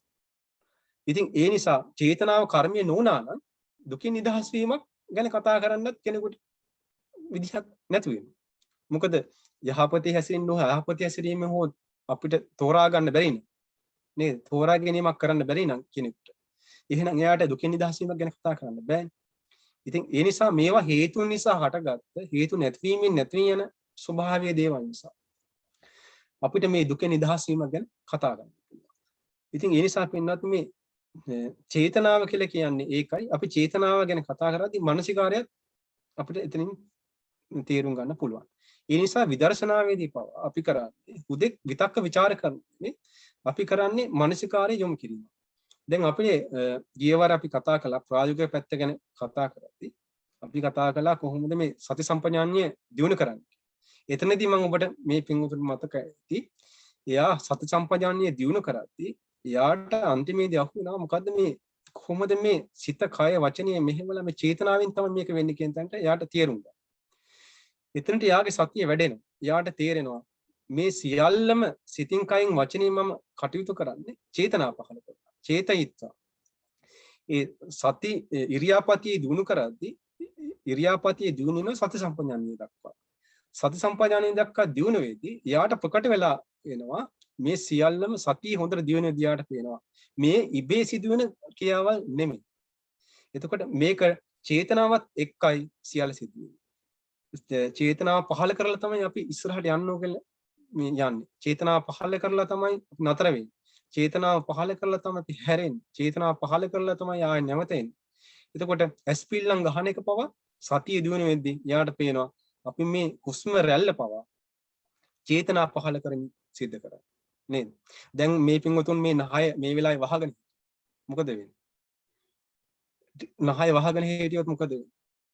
හුස්ම ගන්න බැරි වෙද්දී මොකද චේතනාවක් පහළ වෙන්නේ නැද්ද? හුස්ම ගන්න ඕනේ කියලා. නේද? නමුත් අපිට තේරෙන්නේ අපිට මේ සතිය නැති නිසා අපේ මේ කරන හැම ක්‍රියාවක්ම චේතනාව මුල් වෙලාමයි සිද්ධ වෙන්නේ. ඒ නිසා අපිට මේ හැම කෘත්‍යයේදී මොකද වෙන්නේ? කර්මයක් සකස් වෙනවා. ඒ කර්මය සකස් වුණාට කමන්නේ කර්මයේ විපාකයක් තිබෙන්නේ නැත්තම්. නමුත් බුදුරජාණන් වහන්සේ කියනවා කර්මය මෙතනින් කෙලවර වෙන්නේ නැහැ. එතනින් නිදහස් වෙන්නේ නැහැ. මේකට කර්ම විපාකයක් සකස් වෙනවා. ඒ විපාකයේ තමයි සසර ගමන යන්න පෝෂණය කරන්න උපකාරය වෙන්නේ. කර්මය එකක්, කර්ම විපාකය එකක් කියන එක අපි හොඳට තේරුම් ගන්න. එතකොට කර්මය කියන්නේ ක්‍රියාවනේ. හුදෙක්ම සුද්ධ ක්‍රියාවට කියන කර්මය. ඉතින් ඒ නිසා පින්වත්නි අපි මේ චේතනා පහළ කරමින් කර්ම සකස් කරනවා. ඒ කර්මයන්ට විපාකයන් සකස් වෙනවා. ඒක තමයි මේ සසර ගමනේ තියෙන භයානකකම. එතකොට මේ බුදුරජාණන් වහන්සේ මනෝ සංචේතන ආහාරය පෙන්වුවේ කුමක් වගේද? මේ ගිනි අඟුරු වලක් වගේ. නේද? ගිනි අඟුරු වලක් වගේ. අපි මොකද චේතනාවත් එක්ක හැමතිස්සම කර්මයේ බැඳී තිබ්බා. කර්මයත් එක්ක ඇදිලා එනවා මොකද්ද? කර්ම විපාකයේ ඈදිලා එන නේද? එහෙනම් මේ හැම මොහොතකම අපි මේ ගිනි අඟුරු වලක පිච්චෙන අය වගේ මොකද තමයි මෙතන අපි ඉන්නේ නේද? ගිනි අඟුරු වලගේ දැවෙන අය වගේ. එතකොට අර බලවත් පුරුෂයා නුවණ තියෙන පුරුෂයා මොකද කරන්නේ? ගිනි අඟුරු වලට වැටෙන්න බලනවා. ගිනි අඟුරු වලින් ගොඩ එන්න බලනවා. ගොඩ එන්න බලනවා. එතකොට එයා කල්පනා කරනවා මේකට වැටුනොත් පිච්චෙන නේද? ඒ නිසා එයා චේතනාවේ ගොදුරක් බවට පත් වෙන්නේ නැහැ. මොකද චේතනාවේ අපි තෝරා ගැනීමක් කරද්දී තෝරා ගැනීමේ අපිට තියෙන භයානකම දේ මම මගේ කියන සංකල්පයත් එක්ක සංකල්පනාවත් එක්ක මඤ්ඤණාවත් එක්ක අපි බැඳී සිටීම. එතකොට මම මගේ කියන එකකින් අපි හැම මොහොතකම තොර වෙන්නේ. මගේ ඇස, මගේ රූපය, මගේ විඥානි, මගේ ස්පර්ශය, මගේ වේදනාව, මගේ චේතනාව, මගේ සංස්කාරය, මගේ විඥානය කියන හැමතිස්සම මගේ ආත්මය කියන මේ සංකල්පනාත් එක්ක අපි මොකද කරන්නේ? චේතනා පහල කරමින් මොකද කරන්නේ? නැවත නැවත ඒ චේතනාවල් පහල කරමින් ඒක අපි දිගට පවත්වා නේද? දැන් අපි යමක් ආස කරනවා කියන්නේ අපි ආස කරන ලස්සන මලක්. ඊපස්සේ ලස්සන මල දැක්කට පස්සේ අපි මොකද කරන්නේ? ඒක ගැන නැවත නැවත අපි මොකද කරන්නේ? සිතුවිලි චේතනාවල් ගොඩනගමින් ඈතට යනවා. ඒකට අපි කියනවා මේ විදිහට ඒකට කියනවා අර අල්ලගෙන අත්දැකීම අල්ලාගෙන නැවත නැවත ඒ තුල ගොඩනගීමට අපි කියනවා ප්‍රපංචය. මොකද්ද කියන්නේ? ප්‍රපංච කරනවා කියන්නේ. එතකොට මේ ප්‍රපංචය සකස් වෙන්නේ මොකද? අපි මේක අවබෝධ නොකිරීම. එතකොට යම්කිසි කෙනෙක් සතිය, සමාධිය, ප්‍රඥාව තියෙනවා නම් අර ප්‍රපංචයට දළුලන්න අවස්ථාවක් නැහැ. එතකොට අර චේතනාව තුළ නැවත නැවත රූපේ බවට සංස්කරණය කරනවා. වේදනාව බවට සංස්කරණය කරන්න තණ්හාවෙන් මේකට බැඳෙන්න ප්‍රපංචය ඇති කරගන්න එයා කටයුතු කරන්නේ. මොකද එයා යථාර්ථය දකිනවා මෙතන දෙන වැඩ පිළිවෙල. ඉතින් ඒ නිසා පින්වත්නි අපි ප්‍රායෝගික පැත්තට යමු බලද්දී එතකොට අපි කතා කළා මේ හරි ලස්සන වැඩ පිළිවෙලක් තියෙනවා මේක කියලා. අපි ඉරියාපතේට යමු. ඉරියාපතේට ගිහින් අපි බලද්දී ඉරියාපතේදී අපි කතා කළා සුද්ධ වශයෙන්ම කරන්න තියෙන්නේ ගච්ඡන්තෝව බුදුරජාණන් වහන්සේ දේශනා කොට වදාළේ පුණජ පරම් බික්කේ බික්කෝ කායනුපස්සී වේද කොහොමද කායෙන් දකින්න වාසය කරන්නේ ගච්ඡන්තෝව ගච්ඡාමිති පජානාති. එයා මොකද කරන්නේ? මම කිව්වා අර පහුගිය ධර්ම දේශනාවේදී කිව්වා මේ එයාට කරන්න තියෙන විශේෂ දෙයක් නෙමෙයි. එයාට තියෙන්නේ Taman දෙස දැන් කණ්ණාඩියක් අපි ඉස්සරහට ගියාම අපි ඒව හොඳට පේනවනේ කණ්ණාඩිය ඇස්සේ නේද? එතකොට අපි අමුතුවෙන් යමක් කරන්නේ නෑනේ. කණ්ණාඩියෙන් මාව පෙනේවා කියලා අපි පතන්නේ නේද? අපි ගියාට පස්සේ කණ්ණාඩිය ඇතුලින් අපිව පේනවා. ඒ වගේ තමයි බුදුරජාණන් වහන්සේ දේශනා කොට වදාළේ. කය අනුව ගිය සිහිය අපි කයට පවත්වනවා. එතකොට අපි මේ කය දෙස අපි සිතින් අපි බලද්දී අපිට පේන මේ කය නේද? එතකොට මේ කය පැවැත්ම අපිට දකින්න. එතකොට මේ කයේ පැවැත්ම අරගෙන අපි මේක සතියේ ඉස්සරහ තියාගෙන ඉද්දි අපි ඉස්සරහට ගමන් කරනවා. එතකොට අපි මේ වෙන දේ දිහා හොඳට අර කැමරාවක් යොමු කරගෙන ඉන්නවා වගේ අපි මේ එන ඉරියව්ව දෙසට මේ කය දෙසට අපි ආලෝකය තියාගෙන ඉන්නවා. සතිය තියාගෙන ඉන්නවා. සතිය තියාගෙනදී අපිට පේනවා මේකින් වෙන වැඩ ටික. මොනවද අපි මේකින් වෙන්නේ? ගච්ඡන්තෝවා ගච්ඡාමි. යද්දි මෙයාට කයට හොඳට සිහිය තියාගෙන මොකද ගච්ඡාමිති පජාන යනකොට යන බව දැනගන්න. ටිතෝමිති පජාන ඉද්දි ඉන්න බව දැනගන්න. සයනෝමිති පජාන නිදා ගන්න බව දැනගන්න. නිසින්නෝමිති පජාන ඉඳගෙන ඉන්න බව දැනගන්න. එතකොට එයාට කරන්න තියෙන්නේ මොකද්ද? විශේෂයෙන් කිසි දෙයක් කරන්න නෑ. එයාට තියෙන්නේ තමන්ගේ සම්පූර්ණයෙන්ම තමන්ගේ සිත අරගන්න ඕනේ මේ මුළු කයට. කය දෙසට අරගෙන. එතකොට මේ සති සම්පජාන්නේ මේ සතිය දිනු කරද්දී මූලිකම වැදගත් දේ තමයි විශේෂ දෙයකට යොමු කරන්න එපා මුලින්ම. විශේෂ දෙයකට යොමු කරන්න එපා. දැන් සමහරක් අය කරන දෙයක් තමයි සති සම්පජාන්නේ සතිය දිනු වෙන්න. මෙයා කන්න හදනවා මෙතන මේ පංච පාදානස්කන්ධය බෙදා ගන්න. ඒක කරන්න එපා. මොකද බුදුරජාණන් වහන්සේ පෙන්වපු ක්‍රමික ක්‍රමානුකූල වැඩපිළිවෙලක් තියෙනවා. හරිම ලස්සනයි. හරිම ලස්සනයි. හරිම සරලයි. ඔය සමහරක් වෙලාවට අපි මේ ධර්මයේ ගොනු කරද්දී අපි මේ ධර්මයේ ගොනු කරන හැටි අපි කතා කරමු. නමුත් මේක ප්‍රායෝගික වශයෙන් පිළිවෙලට අරගෙන යද්දී අපි ගැඹුරට යන්නේ එකපාරටම මහමුද මැදට ගිහින් අපි පයින්නේ. ඒ නිසා කිසි කෙනෙක් බය වෙන්න එපා. එතකොට දැන් අපි මේ කතා කරන ධර්ම කරුණු තේරුනේ නෑ කියලා සමහරක් වෙලාවට කිසි කෙනෙක් බය වෙන්න එපා. බය වෙන්න හේතුවක් නෑ. බුදුරජාණන් වහන්සේගේ ධර්මයේ තියෙන හරිම සරල ලස්සන වැඩ. එතකොට ඒ නිසා ඔය කියන තරම් යකා කලුත් නෑ නේද? දැන් අපිට පේන්නේ මේ ගැඹුරින් කතා කරනවා අපි ධර්ම වචන දානවා එහෙම කරනවා කියලා කෙනෙක් බය වෙන්නේ. එතකොට අපිට මේ යකා කලුයි කියලා අපිට කියලා තියෙනවා නේද? නමුත් අපිට මේක සරල වශයෙන් සරල තැනින් පටන් ගන්න. බුදුරජාණන් වහන්සේගේ ධර්මي හරි ලස්සනට උන්වහන්සේ සරල වශයෙන් සරල තැනින් පටන් ගන්න අපිට ගොනු කරලා තියෙනවා. ඒ නිසා උන්වහන්සේ පෙන්නේ මුලින්ම අපිට මේ වේදනාව හට ගන්න හැටි, අර ඉරියව්වේදී වේදනාව නැති වෙන හැටි, සංඥාවල් හට ගන්න හැටි, සිතුවිලි හට ගන්න. ඒක දෙස බලන්න යන්න එපා. මුලින් බුදුරජාණන් වහන්සේ සරලම කිව්වේ ගච්ඡන්තෝ වා ගච්ඡාමි පදාන. ඔබට කරන්න තියෙන මොකද්ද?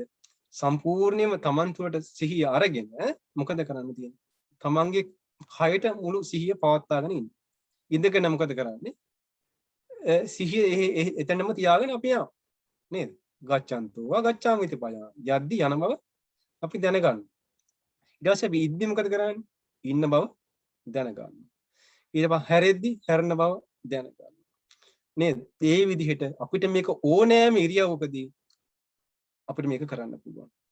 මේකේ මූලිකම දේ තමයි අපේ හිත මේ අභ්‍යන්තරයට බස්වා ගැනීම. ඒ අජ්ජාත්මයේ බස්වා ගැනීම කියලා තමයි අපි මේකට කියන්නේ. බුදුරජාණන් වහන්සේ දේශනා කළේ මේ අජ්ජත්‍ය සම්තික්කති. මේක හොඳට පුරුදු කළාම ආධ්‍යාත්මයේ තමන්ගේ හිත පිහිටනවා කියලා බුදුරජාණන් වහන්සේ දේශනා කළා. දැන් බුදුරජාණන් වහන්සේගේ අපි දේදාවිතක් කියන සූත්‍රය තියෙන මජ්ක්‍ධිම නිකායේ උන්වහන්සේ බුදු වෙච්ච කාලේ උන්වහන්සේ බොමැඩදී කොහොමද මෙනෙහි කළේ? උන්වහන්සේ මේ විදිහටම ලස්සනට උන්වහන්සේ දේශනා කරනවා. බුදු කෙනෙකුට පවා මේ මාර්ගයේ ආර්ය මාර්ගයේ විසි වෙනසක් නැහැ. වෙනස තියෙන්නේ බුදුවරු මේ මාර්ගයේ අර වෙහිලා තියෙන මාර්ගයේ මතු කරලා ගන්න. ඒ නිසා අපි උන්වහන්සේට කියන සම්මා සම්බුද්ධයි කියලා. අපි උන්වහන්සේගේ ශ්‍රාවකයෙක් බවට පත් වෙලා ගමන් කරන තේ ආර්ය උන්වහන්සේලා ගමන් කරන මාර්ගය. ඉතින් ඒ නිසා මුලින්ම වෙන්නේ ආධ්‍යාත්මයේ හිත බැස ගන්න. අපි මුලින්ම එන්න ඕනේ යන්නේ. ඒ නිසා මේක හරිම සරලයි. Tamanne කරන්න තියෙන්නේ හොඳට ඔබ ගෙදර ඉන්නවා නම් මේ නිදහස් වෙලා ඉන්නවා නම් Tamanne කරන්න තියෙන සම්පූර්ණයෙන්ම Tamanගේ සිත Taman දෙස බලන්න පුරුදු කරන්න. එතකොට අපිට පේනවා අපේ මේ කය කොහොමද පවතින්නේ කරුණ. ඊළඟට අපි මේ කය කොහොමද චලනය කරන්නේ කියන කරුණ අපිට පේන්න පටන් ගන්නවා. ඊළඟට අපේ ඊට පස්සේ තව අපිට සියුම් දේවල් දැනෙන්න පටන් ගන්නවා. කොහොමද මේ දේවල් වැඩ කරන්නේ? ඊට පස්සේ මෙහිම සතිය හොඳට අභ්‍යන්තරේ බැසගත්තී අපිට පුළුවන්කම ලැබෙනවා අපේ හිත පිට යන්නේ නැති තැනකටපත් කරන්න. දැන් අපි සාමාන්‍යයෙන් මේක පටන් ගත්තේ මොකද වෙන්නේ? අපේ හිත පිට යන නේද? ඒකට බය වෙන්න එපා. ඒකට තමයි පුහුණු වෙන්නේ නේද? පුහුණු වෙන්නේ ඒක අපිට පුහුණුවක් ඕනේ නැත්නම් අපි ਸਰව සම්පූර්ණ අපි පුහුණු වෙන්න ඕනේ නෑනේ. භාවනාව ඉගෙන ගන්න නෑනේ. ඒ නිසා හිත පිට යන්නේ නැත්නම් එයා භාවනා කරපු කෙනෙක් නේ. ඉතින් ඒ නිසා හිත දිහා බලපු කෙනෙක් දැන් අපි කරන්නේ මේ සම්පූර්ණයෙන් මොකද්ද මෙතන වෙන්නේ කියලා බලන්න. ඉතින් ඒ නිසා බය වෙන්නේ මුලින්ම කරන්න ඕනේ සතිය හොඳට තමන්ගේ ජීවිතයට යොමු කරන්න. යොමු කරලා බලන්න. කය කොහොමද චලනය වෙන්නේ? සිතුවිලි කොහොම මේ කය ඉස්සරහට යන්නේ පිටිපස්සට යන්නේ? ඊට පස්සේ බුදුරජාණන් වහන්සේ දේශනා කරනවා සතිය දිනු වෙන මොකද වෙන්නේ? අර පොඩි ඒවාට අපේ දැන් සතිය දිනු වෙන්න පටන් ගන්නවා. මොනවටද? අපේ කෑම කද්දිහිම හිත පිහිටන්නේ නැහැ. අන්න ඒවදී පවා මොකද කරන්නේ? Tamanට තේරෙනවා මගේ හිත පිට යන්නේ. ඒ තත්ත්වයටපත් වෙනවා. හරිම සරල වශයෙන් මෙහෙම කරගෙන යද්දී යාට පේනවා කෑම කද්දි පවා සිහිය එකපාරටම අපි සතිය අපිට යොමු කළාම හරි සතිය පිහිටන්න පටන් ගන්නවා. Tamanට තේරෙනවා අභ්‍යන්තරයේ හිත දැන් බහින. ඒතර යාට පේනවා අතපය චලනය වීම පවා යාට තේරෙන්න පටන් ගන්නවා. ඇඟිලි තුඩු වැඩ කරන හැටි පවා අපිට ඕන නම් අර අපි කිව්වා මානසිකාරය කියන එක දැන් අපි තේරුම් ගන්න ඉන්නවා නේද? එතකොට අපිට මේකෙන් පේනවා මානසිකාර සමුදය සබ්බේදම්. මොකද වෙන්නේ? මානසිකාරය මුල් කරගෙනයි මේ සියලු ධර්මිය හටගන්නේ. එතකොට අපිට පේනවා මානසිකාරයේ අපි යම් තැනකටද දිසා නැති කරන්නේ අපේ සිහිය එතෙන්. නේද? අපි දැන් යන තැනට නම් සිහිය යොමු කරන්නේ අපිට මානසිකාරය යොමු කරලා තියෙන හොඳට තේරෙන්න පටන් ගන්නවා. අපි මානසිකාරය යොමු කරන්නේ හුස්ම රැල්ලට නම් අපිට එතනදී මොකක්ද දැනෙන්න පටන් ගන්නවා. හුස්ම රැල්ලේ ස්වභාවය අපිට තේරෙන්න නේද? එතකොට අපි මානසිකාරය යොමු කරන්නේ යටිපතුලට නම් යටිපතුලට තමයි ඒ වෙලාවේදී ධර්ම යටිපතුල මුල් කරගෙන තමයි අපි අත්දැකීම් සකස් වෙන්නේ නේද? හුස්ම රැල්ල මුල් කරගෙන තමයි අත්දැකීම් සකස් වෙන්නේ. නමුත් මෙතන විශේෂත්වය වෙන්නේ අපිට මේක කැමති විදිහට මානසිකාර්ය හැසිරෙන හැටි හොඳට තේරුම් ගන්න පුළුවන් කමලා. එතකොට මෙහෙම කරද්දී මෙයාට තේරෙනවා තමන්ගේ ඉරියව් තමන්ට තේරෙනවා නිකන් හරියට තමන් මේ අර තමන්ගේ වේගය අඩු කරනවා නෙමෙයි. තමන්ට තේරෙනවා තමන්ට මේක වේගය අඩු වෙලා වගේ තේරෙන්න පටන් ගන්නවා අත්දැකීම. ඇයි එහෙම තේරෙන්නේ? එයාට තේරෙනවා මේ එක ඉරියව්වක්වත් ඉබේ වෙන දෙයක් නෙමෙයි. එයාට ඊළඟට අහුවෙන්නේ මොකද්ද? අර පස්ස ආහාරය වැඩ කරන එක එයාට අහුවෙන්නේ කුමක් කරහාද? චේතනාව කරා. එයාට පේනවා මොකද්ද වෙන්නේ? මේ පස්ස ආහාරය තියෙනවනේ මෙතන චේතනා ආහාරයක් තියෙනවා. එයාට තේරෙනවා යන්න ඕනේ කියලා අපි සිතුවිල්ලක් පහළ වෙන්න ඕනේ මේක යන්න. නැත්තම් මේක වැඩ කරන්නේ නැහැ. දැන් හිතගත්ත කෙනෙක් යන්න ඕනේ කියලා චේතනාව පහළ කරන්නේ නැත්තම් ඒක ඉබේ දෙවියන් වහන්සේ ඇවිල්ලා අපිව තල්ලු කරන්නේ නැහැ. නේද? වෙන බලවේගයක් විසින් කරනවා නෙමෙයි. එතකොට මේක මොකද වෙන්නේ? අපිට අර මානසිකාර්ය දිසා නැති කරන්න ඕනේ යනවා කියන එකට. එතකොට මොකද වෙන්නේ? යන්න ඕනේ කියන එකට මොකද වෙන්නේ? දිසා නැති යමු වෙද්දී මොකද යනවා කියන එක. එතකොට යාට පේනවා අපි මේ හැම කරන දෙයක් චේතනාව මුල් කරගෙන හටගන්න හැටි පේන්න පටන් ගන්නවා. එතකොට ඇඟිලි චේතනාව හරහා තමයි මේ ඉඳ ගන්න ඕනේ කියලා චේතනාව පහළ කළාම තමයි අපිට ඉඳ ගැනීම ක්‍රියාව සිද්ධ වෙන්නේ. එතකොට හිත ගන්න ඕනේ කියලා චේතනාව පහළ කරන තමයි. එතකොට මෙයාට අර වේගින් යන චිත්‍රපටිය මේ හිමින් යන්න හැදුවා වගේ මොකද වෙන්නේ? යාට දැන් අන්න ටිකක් ඇතුළට පේනවද? නේද? දැන් මුලින් පේුන්නේ නැහනේ චේතනාව වැඩ කරන හැටි. ස්පර්ශ මානසිකාරය වැඩ කරන හැටි පේන්නේ නැහනේ. යාට හුදෙක් යනවා එනවා නේද? හැරෙනවා. එහෙම කරනවානේ. දැන් මෙයාට මොකද ඊළඟට ඉරියව් හැම එකටම වැසිකිලි කැසිකිලි බුදුරණන් සති සම්පජාඤ්ඤය මොකද කිව්වේ? වැසිකිලි කැසිකිලි කරද්දී පවා යාගේ සිහි පිනවා නේ. එතකොට මේකේ විශේෂත්වය තමයි සතිය දිනු වුණ වෙද්දී අභ්‍යන්තරික හිත බැසගද්දී යා 100ක් එක හිටියත් එයා මානසිකාර්ය සතිය පැත්තට සතිය ගත්තොත් සතියට තමන්ගේ භාවනාවට හිත ගත්ත ගම තමන්ගේ කයට හිත ගත්ත ගම මොකද වෙන්නේ? මේ මුළු 100 හිටියත් එයාට 100 එක්ක මොනවා කතා කළා? එයා තනි වෙච්ච කෙනෙක් බවට පත් වෙනවා. තනි වෙච්ච කෙනෙක් බවට පත් වෙනවා කියන්නේ සතිය ඒ කියන්නේ අභ්‍යන්තරේ බැස ගන්නවා. කියන්නේ කට්ටියත් එක්කත් වැඩ. නමුත් එයාට තේරෙනවා තමන්ගේ හිත ඈතට විහිදිලා නැහැ අර විසිරලා නැහැ. අභ්‍යන්තරේ බැසගෙන ඉන්න බව යාට තේරෙනවා. ඒ කියන්නේ පිරිසක් අතර පවා යාට තනි වෙන්න පුළුවන්. ඒකයි සතිය දිනු කරගෙන යනකොට මේ කෙලෙස් හැම මොහොතේදීම දුරු කරගන්න හැකියාව එන්නේ අර සතියත් එක්ක. ඒ සතියත් එක්ක උපදිනවා සමාධිය. දැන් අපි කියනවා දැන් ඈතට දැන් විහිදිනවනේ විසිරෙනවනේ අපේ හිත මුලින් අපි වැඩ කරද්දී නේද? වැඩවලට යනවා අරහිට යනවා මෙහාට යනවා පුතාගේ වැඩේ කරන්න ඕනේ දුවගේ වැඩේ කරන්න ඕනේ කියලා නිකම් මේක අපේ පුත්සලට් එකක් වෙලා වගේ අපි මේ සිතුවිලි අරක කරන්න ඕනේ මේක කරන්න ඕනේ කියලා අපිට තෝරගන්නවද මේක කරනවද අරක කරනවද කියලා එකක් නෑ අපිට එන්නේ සිතුවිලිට අනුව අපි වැඩ කරනවා මිසක් අපේ මේ සතිය නැති නිසා ඒක තේරුම් ගන්න බෑ අපිට. නමුත් බුදුරජාණන් වහන්සේ අපි මේ සතිය පිහිටවද්දී අපිට තේනවා සිතුවිලි හට ගන්න. සතිය හොඳට දිනන වෙද්දී මොකද වෙන්නේ? සිතුවිලි හට ගන්නවා පවතිනවා ඒක නැති වෙන හැටි හොඳට සතියේ ඉහළ මට්ටමට යද්දී ඒක මේ වැඩ කරන්න පටන් ගන්නවා. එතකොට අපේ මේ මුලින්ම වෙන්නේ අර විසිරෙන හිත මොකද වෙන්නේ? අභ්‍යන්තරයට බැස ගන්න හැදුනට පස්සේ මොකද වෙන්නේ? හරිම සුන්දරයි මේක ඇත්තට. සති සම්පජාන්නේ ඉරියාපතේ කියන්නේ හරිම සුන්දර දෙයක්. මොකද ගැටෙන ලෝකයේ තුල නොගැටී ඉන්න හරිම වැදගත්. Tamanට නේද? දැන් අපි දන්නවා දැන් අපි ටවුන් එකට ගියාම කලබලකාරී ගෝසාකාරී පරිසරයක් නේ. එතකොට අභ්‍යන්තරයට හිත බස්සව ගන්න පුරුදු වෙච්ච සතිය ගන්න පුළුවන් වෙච්ච කෙනෙකුට මේක එයාට ගැටලුවක් නෙවෙයි. මොකද එයා බාහිර ලෝකෙත් එක්ක එකතු වෙලා නෙමෙයි. එයා ඉන්නේ කොහෙද? තමන්ගේ ලෝකේ තමන් ගවේෂණය කරමින් තමයි ඉන්නතන්ට එයා හිත හදාගන්නේ. එතකොට ලෝකෙත් එක්ක ගැටෙන්නෙත් නෑ. ලෝකයේ කියන ක්‍රියාවක් වෙනවා. අපේ ක්‍රියාවත් අපි මේ සසදක නිදර්ශන ක්‍රියාවත් කරන්න. ඉතින් ඒ නිසා පින්වත්නි මේක හරිම සුන්දරයි. ඒ වගේම මේ සති අභ්‍යන්තරේ බැසගනිද්දී යාට ඇති වෙනවා යම් කිසි විදිහට ප්‍රමුදිතභාවය. ප්‍රමුදිතභාවයක් කියලා කියන්නේ තමන්ට තේරෙනවා නිකන් අලුත්ම ප්‍රෙෂ් ගතියක් දැනෙනවා නේද? පීති මනස කාය පස්සම්බති. මොකද එන්නේ? අර තමන්ගේ විසිරන ඈතට විසිරන හිත අර තමන්ගේ අභ්‍යන්තරයට බැසගන්න ටික බැස ගන්න බව තේරෙද්දී මොකද? යාට අර සතුටක් තියෙනවා නේද? ඒ සතුටත් එක්ක යාගේ අර කයේ තියෙන බර ගතිය සම්පූර්ණයෙන්ම ඈත් වෙනවා. ටික ඈත් වෙනවා. තමන්ගේ සමාධියේ ස්වභාවයට අනුව කයේ තියෙන බර ගතිය අඩු. හිතේ තියෙන බර ගතිය අඩු වෙනවා. අඩු වෙලා මෙයාගේ හිත අභ්‍යන්තරේ දැන් හිතියාගෙන ඉන්න පුළුවන්. ඒකට කියනවා සමාධිය. ඒකට කියනවා සමාධිය කියලා. ඒ ඉරියාපතෙන් ඇති වෙන සමාධි. බුදුරජාණන් වහන්සේ දේශනා කොට වදාලා ඒක තව ඉහළට තව ගැඹුරින් මේ සතියෙන් යද්දී අපිට අර චේතනාව එහෙම අපිට තේරුම් ගන්න තැනට යන්න ඕනේ.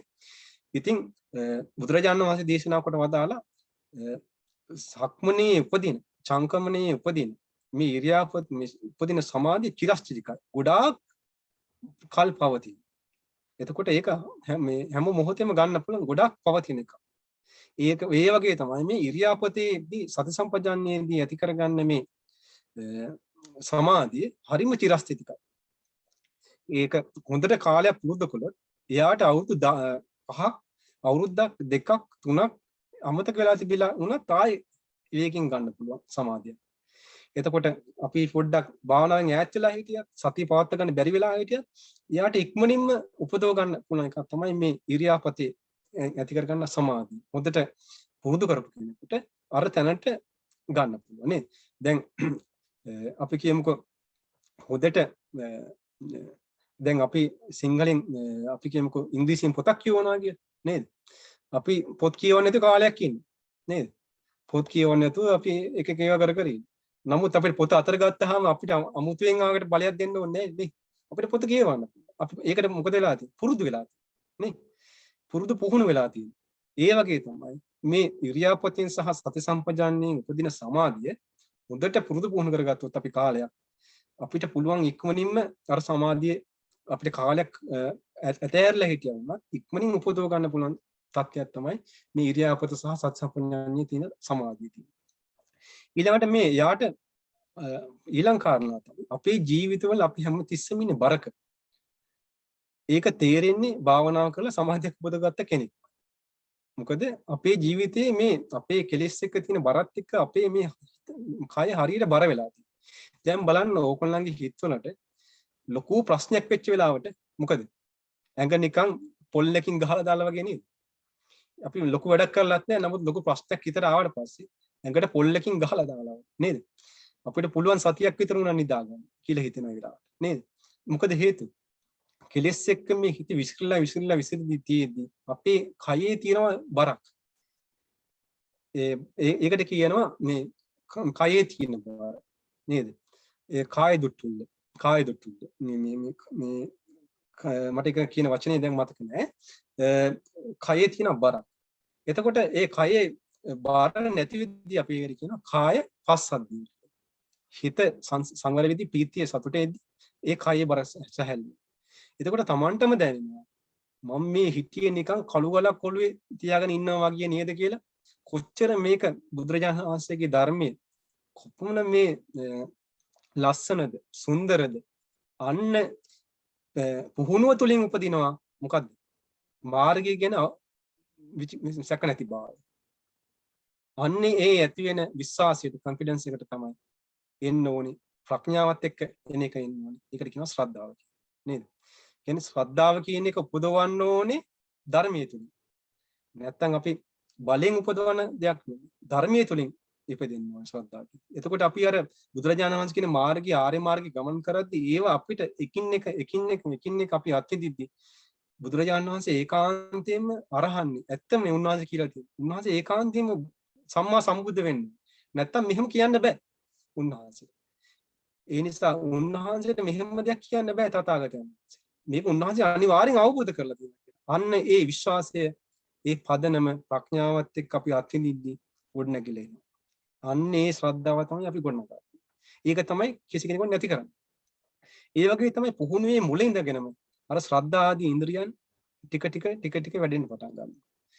එතකොට සිත සැහැල්ලුයි, කය සැහැල්ලුයි, යාට දැනෙනවා තථාගතයන් වහන්සේ කෙරෙහි ශ්‍රද්ධාව දැනෙනවා. ඊළඟට මේ ධර්ම මාර්ගයේ ඉදිරියට තල් වෙලා යන්න ඕන කියලා තමන්ට අනේ තව ටිකක් අත්විඳින්න ඕන මේක කියලා යාට අර සතුට ඇති වෙන්නේ අත්දැකීමත් එක්ක. ඒවට කියනවා ඉන්ද්‍රිය ධර්ම බල ධර්ම. ඊට පස්සේ බුදුරජාණන් වහන්සේ මේකේ ධර්මයේ මේ සති සම්පජාඤ්ඤය දියුණු කරද්දී ඊළඟ කාරණාව තමයි මොකද අභ්‍යන්තර හිත දැස ගන්නවා, කය සැහැල්ලුවන තියෙනවා, සිතේ සැහැල්ලුව තියෙනවා.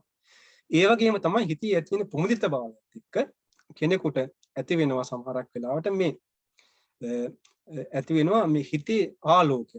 දැන් ඇත්තටම අපේ හිත අන්ධකාරයි. කෙලෙස් වලින් ඉන්න කෙනාගේ හිත අන්ධකාරයි. ඒ කියන්නේ හිතේ යම්කිසි ප්‍රභාස්වර භාවයක් නෑ. යාගේ හිත හැමදෙස්සම අඳුර වෙලා තියෙනවා. ඒක අපි අඳුරේ හිටිය කියලා තේරෙන්නේ ඇත්තටම ප්‍රායෝගික වශයෙන් අත්විඳින්න. අඳුරේ ඉඳලා අපි මේ සතිය දියුණු කරද්දී, සමාධිය දියුණු කරද්දී අපි මේ හිත එකඟ වෙන්නේ මොකද අර කෙලෙස් ටික යන්න හිත පොඩ ප්‍රභාස්වර වෙනවා. මේ ප්‍රභාස්වර වෙන්න පටන් ගැනීමත් එක්ක අර හිතේ සැහැල්ලුව තියෙනවා, මේ කයේ සැහැල්ලුවක් දැන් තියෙනවා, හිතේ සැහැල්ලුවක් තියෙනවා. ඒතකොට හිත ටික ප්‍රභාස්වර වෙද්දී යාට උපදිනවා මේ යම්කිසි විදිහකට මේ අඳුරේදී පවා හිත හරි ප්‍රභාස්වරයි. ආලෝකයේදී පවා හිත ප්‍රභාස්වරයි. ඒ කියන්නේ රැයක් දවාලක් නැතුව තමන්ගේ සතිය දියුණු කරගන්න යාට හැකියාවක් ලැබෙනවා. සති සම්පජාඤ්ඤය ටික ටික දියුණු කරගන්න. ඉතින් ඒකට කියනවා ඒ යම්කිසි විදිහකට ඒ ආලෝක සංඥාව වගේම ආලෝක සංඥාවේ ස්වභාවයක් තමයි ඒක. සමහරක් කෙනෙකුට මේක ආලෝක සංඥාවක් වශයෙන් උත් එන්න. ඒකට හේතුව තමයි අපිට මේ ආලෝකයෙන් පෙන්වන්නේ හිතේ ප්‍රභාස්වර ස්වභාවය. හිත ප්‍රභාස්වර වෙන්න තමයි මේ හිතේ සැහැල්ලුව, කයේ සැහැල්ලුව ප්‍රභාස්වර භාවය තියෙන්නේ. එතකොට මොකද වෙන්නේ? එයාට භාවනාව සඳහා යොමු වෙන්න අර බලයක් දෙනවා. ඒකට කියන බල ධර්ම. මොකද කරන්නේ? අර තමන් උපදවගත්ත දේවල් එක ඉන්ද්‍රියක් නේ. තමන්ගේ අත්දැකීමක් ඉන්ද්‍රියෙන් කරන්නේ. තමන්ගේ අත්දැකීම. අර අත්දැකීම මොකද්ද වෙන්නේ? අත්දැකීමම ඉස්සරහට තල්ලු කරන්න දෙනවා බල. ඒකට කියන බල ධර්ම. නේද? දැන් ඉන්ද්‍රිය ධර්ම බල ධර්ම කියන්නේ සත්‍ය බෝධිපාක්ෂ ධර්ම ගැන ඉගෙන ගද්දි මේක පින්වතුන් ඉගෙන නැතිනේ. මේවම තමයි ඉන්ද්‍රිය ධර්මම තමයි බල ධර්ම. දැන් ශ්‍රද්ධා බල, විරිය බල, සති බලය, සමාධි බලය, ප්‍රඥා බලය කියලා බුදුරණන් වහන්සේ විස්තර කරා. ඉන්ද්‍රියම බලයක් බවට පත් වෙනවා. බලයම ආය ඉන්ද්‍රියක් බවට පත් වෙනවා. ඉන්ද්‍රියාය බලයක් වෙනවා. බලයම ආය ඉන්ද්‍රියක් වෙනවා. මේ ඉන්ද්‍රියක් වෙද්දී ඉස්සරහට යන්න තල්ලු දෙනවා. සතුට, සැහැල්ලුව, ප්‍රමෝදය, වීරිය ඔක්කොම ඇති කරනවා. ඒක තමයි බල ධර්ම. ඒතකොට ඉන්ද්‍රිය බලයක් වෙනවා, බලය ආය ඉන්ද්‍රියක් වෙනවා. බලය මේ දෙක අන්‍යෝන්‍ය වශයෙන් අපි මේ ඉස්සරහට ආරි මාර්ගය තල්ලු කරනවා. එතකොට ඉන්ද්‍රිය ධර්ම බල ධර්ම ඕනේ කියන්නේ යන්නේ ඒකයි. මේ මාර්ගය ඉස්සරහට යන්න. නැත්තම් ඉන්ද්‍රිය ධර්ම බල ධර්ම නැති කෙනෙක් මුලින්ම හැලිලම යනවා. එයාට හරි අපි භාවනා කරන්න ඉන්නම්කෝ කියලා ඇවිල්ලා මේ මොකද කරන්නේ? ටික දවසක් යද්දි මේක කරන්න බෑ. මොකද ඉන්ද්‍රිය ධර්ම බල ධර්ම ගොඩනගාගෙන නැහැ. ඉන්ද්‍රිය ධර්ම බල ධර්ම ගොඩනගාගෙන තිබ්බනම් එයාගේ ශ්‍රද්ධාව දිනු වෙනවා. වීරිය, සති, සමාධි, ප්‍රඥා නැවත එතෙන්ට යන්න පුරුදු. එතකොට ඒ සතියත් එක්ක යා හොඳට දියුණු කරගෙන ඉඳි යාට පේන පටන් ගන්නවා ඊළඟට මේ චේතනාවෙන් කොහොමද වෙන්නේ. ඊට පස්සේ ඔන්න අභ්‍යන්තරයේ හිත බැසගත්තට පස්සේ එයාට පුළුවන්කම තියෙනවා අන්න අපිට මේ තියෙන ජීවිතයේ තියෙන යථා ස්වභාවය ගැන දකින්න අරවා මතු කරගන්න. මොකද සතිය දියුණු වෙද්දී දැන් යාට මොනවද මත වෙන්නේ? මෙතන මොකද්ද වෙන්නේ කියලා මත නේ. අත්දැකීම සම්පූර්ණයෙන්ම දැන් හොඳට පැහැදිලියි නේ. එතකොට මේ මුළු අත්දැකීමම යාට පුළුවන්කම ලැබෙනවා පංච උපාදානස්කන්ධයට බෙදා. රූප උපාදානස්කන්ධය ප්‍රකට වෙනවා, වේදනා උපාදානස්කන්ධය, සංඥා උපාදානස්කන්ධය, සංඛාර උපාදානස්කන්ධය, විඥාන උපාදානස්කන්ධය. මේකෙන් මොකක් හරි ප්‍රකට වෙන දෙයක්. වේදනා උපාදානස්කන්ධය හරිය ප්‍රකට වෙනවා. එතකොට ඒ ප්‍රකට වෙන දේ අරගෙන මොකද කරන්නේ? යාට පුළුවන් තවත් සතිය ඉදිරියට දියුණු කරන්න. ඒ සතිය දිනු කරද්දී යා කොහොමත් මේ පංචපාදස්කන්ධයේ ස්වභාවය බලනවා කියන්නේ යාට පේන්නේ මෙතන නාම රූප සහ විඥානයේ අතර ක්‍රියාවලියක් වෙන බව ප්‍රකට වෙනවා. එයාට සක්සුදස්සේ පැහැදිලි වෙනවා මෙතන මගේ පැවැත්ම කියලා ගන්න දෙයක් නැහැ. මේක ඇත්තටම අපි මේ සත්‍ය වශයෙන්ම කතා කරලා බැලුවොත් මෙතන තියෙන නාම රූප සහ විඥානය අතර පැවැත්ම නේද? එතකොට එයාට මේ සත්‍ය වශයෙන්ම හොයාගන්න ඇහැ කනක් නාසයක් දිවක් කයක් මනසක් වට එහාට ගිහිල්ලා එයාට පේන්නේ මොකද්ද? මේ විඥාන සහ නාම රූප අතර ක්‍රියාකාරීත්වය තුලින් මේ දුක සකස් කරන වැඩ පිළිවෙල නේද? සලආයතන නිරෝධනයේ පැත්තට තමයි එයා ඒවා තල්ලු වෙන්නේ. යාට බුදුරජාණන් වහන්සේ කියන්නේ පෙන්නේ එත්තාවතා ජායතව නාම රූප සහ විඥානය අතර මේ පැවැත්මනේ මේ එත්තාවතා ජායතව ජීවිත මීයතව උපදිනවා මැරෙනවා මේ හැම එකම අපි කතා කරන්නේ සම්මුති වශයෙන් හරි පරමාර්ථ වශයෙන් හරි මොන විදිහට හරි ප්‍රඥාව විශ්යෙන් හරි කොටස් ගොනු කර හරි අපි කතා කරන්නේ මේ විඥාන සහ නාම රූප අතර පැවැත්ම. එතකොට සතිය දිනු කරගන්න නම් අපි එතෙන්ට යන්න. ඉතින් ඒ නිසා මේක හරිම සුන්දරයි වගේම සුන්දර අත්දැකීම. ඉතින් ඒ නිසා පින්වත්නි තමන් මේක අත්විඳින්න බලන්න. තමන්ගේ අත්විඳින්න බලන්න තමන්ගේ ජීවිතේ. සමහරක් වෙලාවට අපි දන්න දේවල් අපි තර්ක කර වාද කර අපි ඒවා අරක හරිද මේක හරිද කියා ඉන්නවා මිසක් අපි මේක අපේ ජීවිතේ ප්‍රායෝගික අත්දැකීම් තුලින් අත්විඳින්න උත්සාහ කරනවා. ඉතින් අපි උත්සාහ කරන්න ඕනේ හැමතිස්සෙම අපි දෙයක් ඉගෙන ගත්තාම බුදුරජාණන් වහන්සේගේ ශ්‍රාවකයෙක් නම් ඒක පුරුදු කරන්න පුළුවන් දෙයක් වෙන්න ඕනේ. ඇත්තරම ගොඩක් මම අභිධර්මයේ කතා කරන්නේ නැත්තේ අපිට මේක ප්‍රායෝගික වශයෙන් පුරුදු කරගන්න යොදා ගන්න පුළුවන් නේද? යොදා ගන්න පුළුවන් තැන තියෙනවා. ඇයි අපි ඊට එහා අපි නිකන් කණිත් ඇත්ත එක සාකච්ඡා කර ගැඹුරින් කතා කර අපි එච්චර අපි යන්න ඕනේ නෑ. එතකොට අපිට යම් කිසි විදිහකට මේක පුරුදු කරගන්න තැනක් පොටක් තියෙනවා. ඒ පොටේ අපිට යද්දි අපිට ඒ මාර්ගය විවර වෙනවා. ආර්ය මාර්ගයේ විවර වෙනවා. ඒක තමයි වෙන්නේ. ඉතින් ඒ නිසා පින්නත් අපි දැන් සූත්‍ර වශයෙන් හරි අභිධර්ම වශයෙන් මොහොම හරි කතා කරලා ඉවරෙද්දී අපිට තියෙනවා මේක පුරුදු කරන්න පුළුවන්. ඒතර මේක පුහුණු කරන්න බැයි නම් ඒක බුදුරජාණන් වහන්සේගේ ධර්මයේ නෙමෙයි. දැන් යම් කිසි දෙයක් අපිට පුහුණු කරගන්න යොදා ගන්න බැයි නම් ඒක තථාගතයන් වහන්සේගේ ධර්මයක් නෙමෙයි. මොකද බුදුරජාණන් වහන්සේ පෙන්වන්නේ දුකට හේතුව දුක නිරෝධ කිරීම දුක නිරෝධ කිරීමේ මාර්ගය. ඒ නිසා උන්වහන්සේ පෙන්වන්නේ මේ ආර්ය මාර්ගය. ඒ නිසා මේක පුරුදු පුහුණු කරන්න පුළුවන් එක. ප්‍රායෝගික එකක්. ඉතින් ඒ නිසා පින්වත්නි මනෝ සංචිත්තන ආහාරය පවා බුදුරජාණන් වහන්සේ පෙන්වනවා. මේ ආහාරයක් වශයෙන් පෝෂණය කරන හැටි අපිට. එතකොට අපිට තේරෙනවා අපේ කරන හැම ඉරියව්වක් තුළ හැම මොහොතක් තුළම මනෝ සංචිත්තනාව ආහාරයක් වශයෙන් අපි පෝෂණය කරන හැම නේද? කර්මය අපිට සකස් කරනවා හැමතිස්සෙම. හැම මොහොතේම කර්මයක් සකස් වෙනවා. ඒතර මනෝ සංචේතන ආහාරය හරියට එතකොට අපි මේ ඇදලා දාන්නේ අර ගිනි අඟුරු වලකට ඇදලා දානවා. සසර ගමනට තමයි අපි පෝෂණය කරන්නේ ඇදලා දාන්නේ නේද?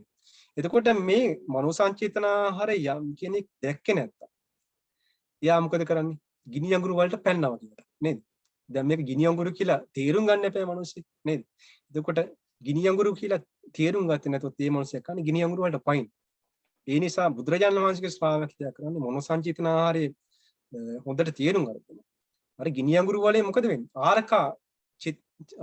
ආරකාවස්ස චේතන. ඒකෙන් ඉවතට ඇදෙන්න තමයි යාගේ අදහස් තියෙන්නේ. ආරකාස්ස චේතන ආරකා පණිදි. යාගේ හිතේ අදිෂ්ඨානේ තියෙන මොකද්ද? මේකෙන් එළියට පයින් නේද? ඒ නිසා චේතනාව දිහා අපි බලන්නට ඕනේ. මේක අල්ලගෙන ආසා කරගෙන අර ගිනි අඟුරු හොඳයි කියලා පොඩි බැඳගෙන ඉන්න එකක් නෙවෙයි. ගිනි අඟුරු කියන්නේ ගිනි අඟුරුමයි. ඉතින් ඒ නිසා මේ කර්මය කියන දේ කඩේණිය වගේ අපි හිර වෙලා තියෙනවා. ඉතින් මේ කර්මයත් එක්ක නැවත නිතනත් පෝෂණය කරන සසර ගමන පෝෂණය කරන මේ දෙකම සිද්ධ වෙනවා. ඉතින් ඒ නිසා ඒ කාරණාව අපි හොඳට තේරුම් ගන්න. දැන් චේතනාව සහ මානසිකාරය පිළිබඳ යම්කිසි දල අදහසක් තේරුමක් ඒක ප්‍රායෝගික වශයෙන් ගන්නෙ කොහොමද කියන කාරණා පිළිබඳව මම හිතන්නේ තේරුමක් ඇති. ඉතින් මේ පිළිබඳව ප්‍රශ්න තියෙනවා නම් දැන් ඉදිරිපත් කරන්න පුළුවන්. මොකද කාලේ වෙලාව ගිහින් තියෙන නිසා මම ඒ ගැන ඊට එහා මම කතා කරන්න බලාපොරොත්තු වෙන්නේ නැහැ. අතරව සන්න ස්වාමීන් වහන්සේ මේ අතර ප්‍රශ්න දෙකක් ආවා. මම ඉස්සෙල්ලා පළවෙනි ප්‍රශ්නේ අහන්නම්. මොකක්ද අතරම චේතනාවයි සංචේතනාවයි කියන වෙනස මට දැන් තේරුණා නිකන් සංචේතනාව කිව්වහම නිකන් ඒකේ ලෝභ ද්වේෂ මෝහ නැත්නම් අලෝභ ද්වේෂ අමෝහත් එක්ක කරන චේතනාවක් තමයි එතන සංචේතනා කියලා ගන්නේ. ඒකෙන් තමයි කර්මයක් කියන එක සකස් වෙන්නේ. එක්කෝ ඒක කුසල කර්මයක් නැත්නම් අකුසල කර්මයක් හැටියට සංසාර ගෙනියන වැඩපිළිවෙලකට වැටෙන්නේ ඒ ලෝභ ද්වේෂ මෝහ හරි අලෝභ ද්වේෂ අමෝහ ඒ දෙකෙන් ඒවා කැටි වෙලා එන චේතනාවක් හැටියට තමයි ඒක දැනුනේ. ඒක අන්න ඒක තමයි පළවෙනි ප්‍රශ්නේ. එතකොට චේතනාවේ මනෝ සංචේතනාවේ මොකක්ද අතර වෙනස? ඒක පළවෙනිකට උත්තරයක් දෙනවා නම් මේ බුදුරජාණන් වහන්සේ අපිට මේ හම්බෙනවා මේ පාලි වචනේ සංචේතනා හා චේතනා. ඇත්තටම මේ සංචේතනා හා චේතනා අතර ඇත්තටම ලොකු වෙනසක් නෑ. බුදුරජාණන් වහන්සේ අපි දැන් ගත්තොත් දැන් මේ මනෝ සංචේතනා වශයෙන් අපි බුදුරජාණන් වහන්සේ පෙන්වන චේතනා කාය නේද? චේතනා කාය වශයෙන් අපි කජ්ජනීය වගේ සූත්‍රයදී හම්බුනා. එතකොට මේ සමහරක් අය අපිට හම්බෙනවා සංයුත්තනිකාය ධර්ම දේශනා. එතකොට බුදුරජාණන් වහන්සේ එතන භාවිතා කරන භාෂා විහාරය තමයි සංචේතන කියන්නේ.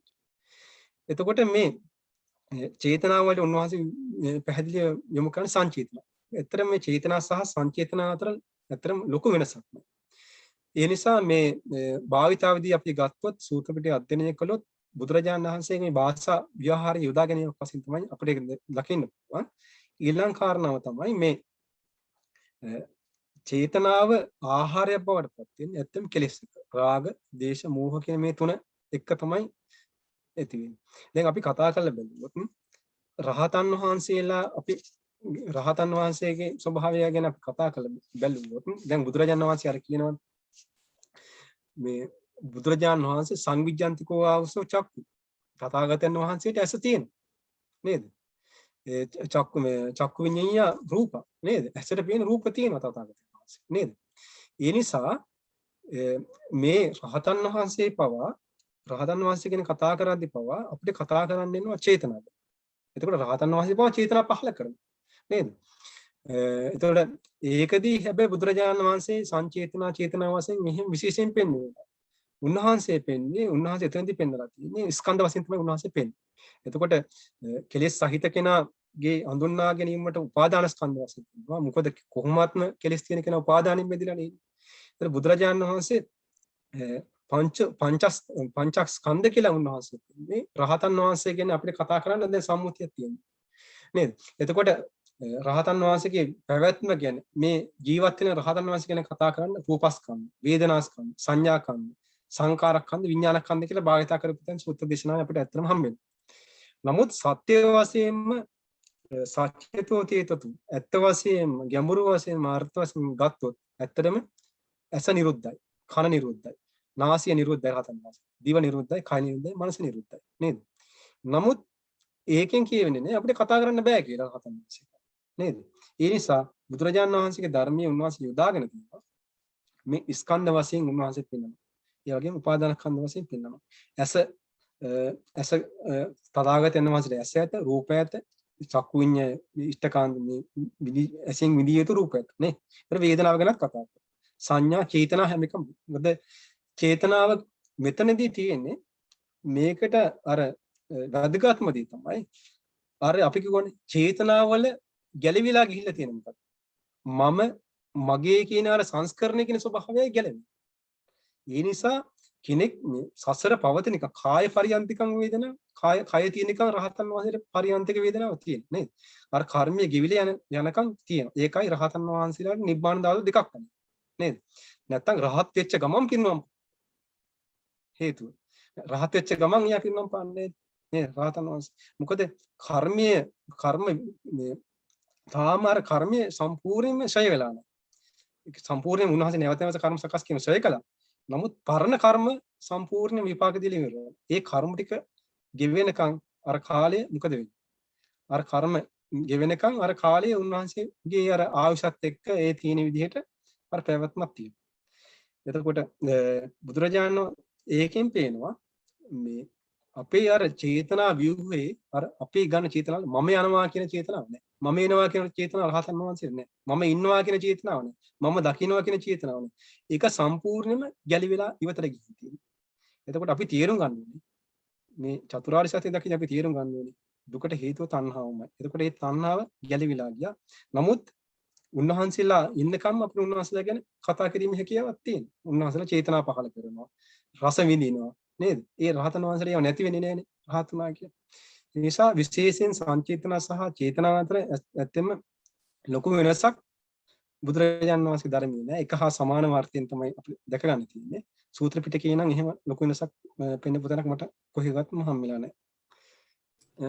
වෙන ප්‍රශ්නයක් තියෙනවා? තව එකක් අතරම මේ අතන මේ ප්‍රශ්නේ ඉස්සෙල්ලා කතා කරපු එකේ තියෙන එක අන්තිමට මට හිතුනේ නිකන් චේතනාවට කියන අවිද්‍යාව සහගතව වුණත් තමයි අපේ කර්මයන් සකස් වෙන්නේ වගේ කියන එකක් තමයි ආවේ. දෙවෙනි ප්‍රශ්නේ අතන ස්වාමීනි කර්මය කියන එක තියෙන්නේ මම මගේ කියන එක තියෙනකම් නේද? මේ කර්මයකට වටිනාකමක් කියන්නේ අපි මේක දාර්ශනික වශයෙන් ඇත්තට මම හිතලා බැලුවත් අපි දාර්ශනික පොත් එහෙම වුණත් කියවලා බැලුවොත් මේ පින්වුතුන්ට තේරෙයි කියලා තියෙනකොට මම මගේ කියන වටිනාකම තියෙනවා නම් තමයි කර්මයකට වටිනාකමක් එන්නේ. ඒ නිසා මම මගේ කියන එක තියෙන එක තමයි කියන්නේ රහතන් වහන්සේලාට කර්මක්ෂයයි. නේද? අර තියෙනවනේ සුදු කර්ම තියෙන. කළු කර්ම තියෙන. සුදුත් සහ කළු කර්ම තියෙන. සුදුත් නැති කළුත් කර්ම නේද? ඒතර රහතන් වහන්සේලා කියන අපි නිවන ගැන කතා කරද්දී රහතන් වහන්සේගේ නිවන ගැන අපි කතා කරනවා. සුදුත් නැති කළුත් නැති කර්මයක් තියෙනවා කියන බුදුරජාණන් වහන්සේ නේ. එතකොට සම්පූර්ණයෙන්ම ඒකට කියනවා ethical sense එකකින් කියලා මේ දර්ශනවාදී ගන්නන්නේ. එතකොට මේ ගන්නවනම් මේක කරන්න මම මගේ කියන එකක් තියෙනවා. තමයි මෙතන කර්මයක් ගැන කොහෙත් කතා කරන්න පුළුවන්. එතකොට මම මගේ කියන එකක් නිරුද්ධ නම් සම්පූර්ණයෙන්ම කර්ම කියන්නේ ක්ෂයයි. ක්ෂයයි. ඒකයි බුදුරජාණන් වහන්සේ උන්වහන්සේ ගැඹුරින් පෙන්නන මේක හරි ලස්සනට. දැන් ස්වාමීනි ඒක පැහැදිලි. අතන ඊළඟට ආවේ ප්‍රශ්න තමයි දර නාම රූපයි විඥානය අතර තියෙන සම්බන්ධය කොහොමද අපි විස්තර කරගන්නේ කියන එක දැන් මෙතන සංස්කාර පත්‍ය විඥාන කියලා එතනත් කැලක් වෙනවනේ අනිත් චේතනාව කියලා කියන්නේ අපි කියන සංස්කාර කියලා දැන් අතන ওই ප්‍රශ්නාවේ මට අර වහන්සේ නිව සංඥා සංඥාලාභිය ගැන කතා කරද්දී එතන දැන් එයාට සංඥා ඊතරයට සංඥාවලුත් නැහැ වේදනාවලුත් ඔක්කොම විරුද්ධ වෙලා හදාගත්ත සංස්කාරින්නේ ආයින්නේ එතකොට එතන සංස්කාරය කියලා ගන්න පුළුවන් අපිට චේතනාව තමයි සංස්කාරය කියලා. ඔව්. එතකොට මම හිතුනේ මට අර නාම රූප හැටියට එතකොට සංඥා වේදනා චේතනා හැටියට එන්නේ මේ ඔව්. දැන් නේව සංඥා නාසඤ්ඤා යතන ගත්තොත් නේව සංඥා නාසඤ්ඤා සංඥාව ඇත්තෙත් නැත්තෙත් මෙතන තියෙන්නේ ඒක අඳුන ගන්න බැරි කම. ඉච්චර සියුම් මෙතන. සංඥා ඉතර සියුම් වෙලා තියෙනවා.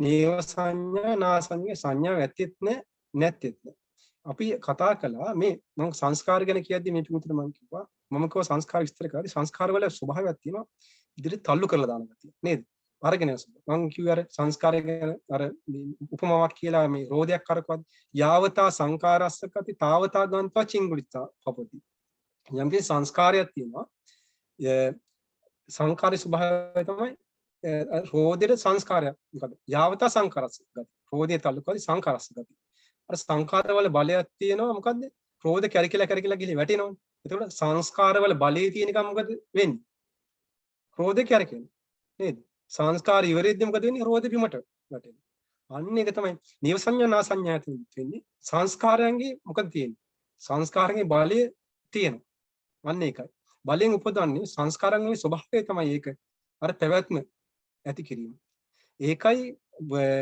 රූපං රූපත්තාය සංකප්ප වේදනං වේදන මේ ස්වභාවය නිසා තමයි නීව සංඥා නා සංඥායතනෙදී පවා අර පැවැත්ම ඇති වෙලා තියෙන්නේ. එතකොට සංස්කාරයන්ගේ අර උපදවපු ගතිය මෙතනම උපදවපු ගතිය තියෙනවා. ඒ ගතිය තියෙනකම් මොකද වෙන්නේ? අරක තල්ලු වෙලා යනවා. නීව සංඥා නා සංඥායතනේ ඉන්න තරම් ආයුෂ තියෙනකම් මොකද වෙන්නේ? සංස්කාර අරක තල්ලු කරනවා නේද? යම් කිසි දවසකද යාගේ අර ඉවර වෙන්නේ කර්මයේ විපාකය මොකද වෙන්නේ? ඊට පස්සේ බුදුරජාණන් වහන්සේ කියන මෙතනින් මෙයා අපායට යන්න පුළුවන් කියලා. තිරිසන් ලෝකෙට යන්න පුළුවන් කියලා. සමහරකයි දිව්‍ය ලෝකෙම යන්න පුළුවන් කියලා නේ. ඒ නිසා සංස්කාර කියන එක පොඩ්ඩක් ගැඹුරු ඇත්තම වචනයක්.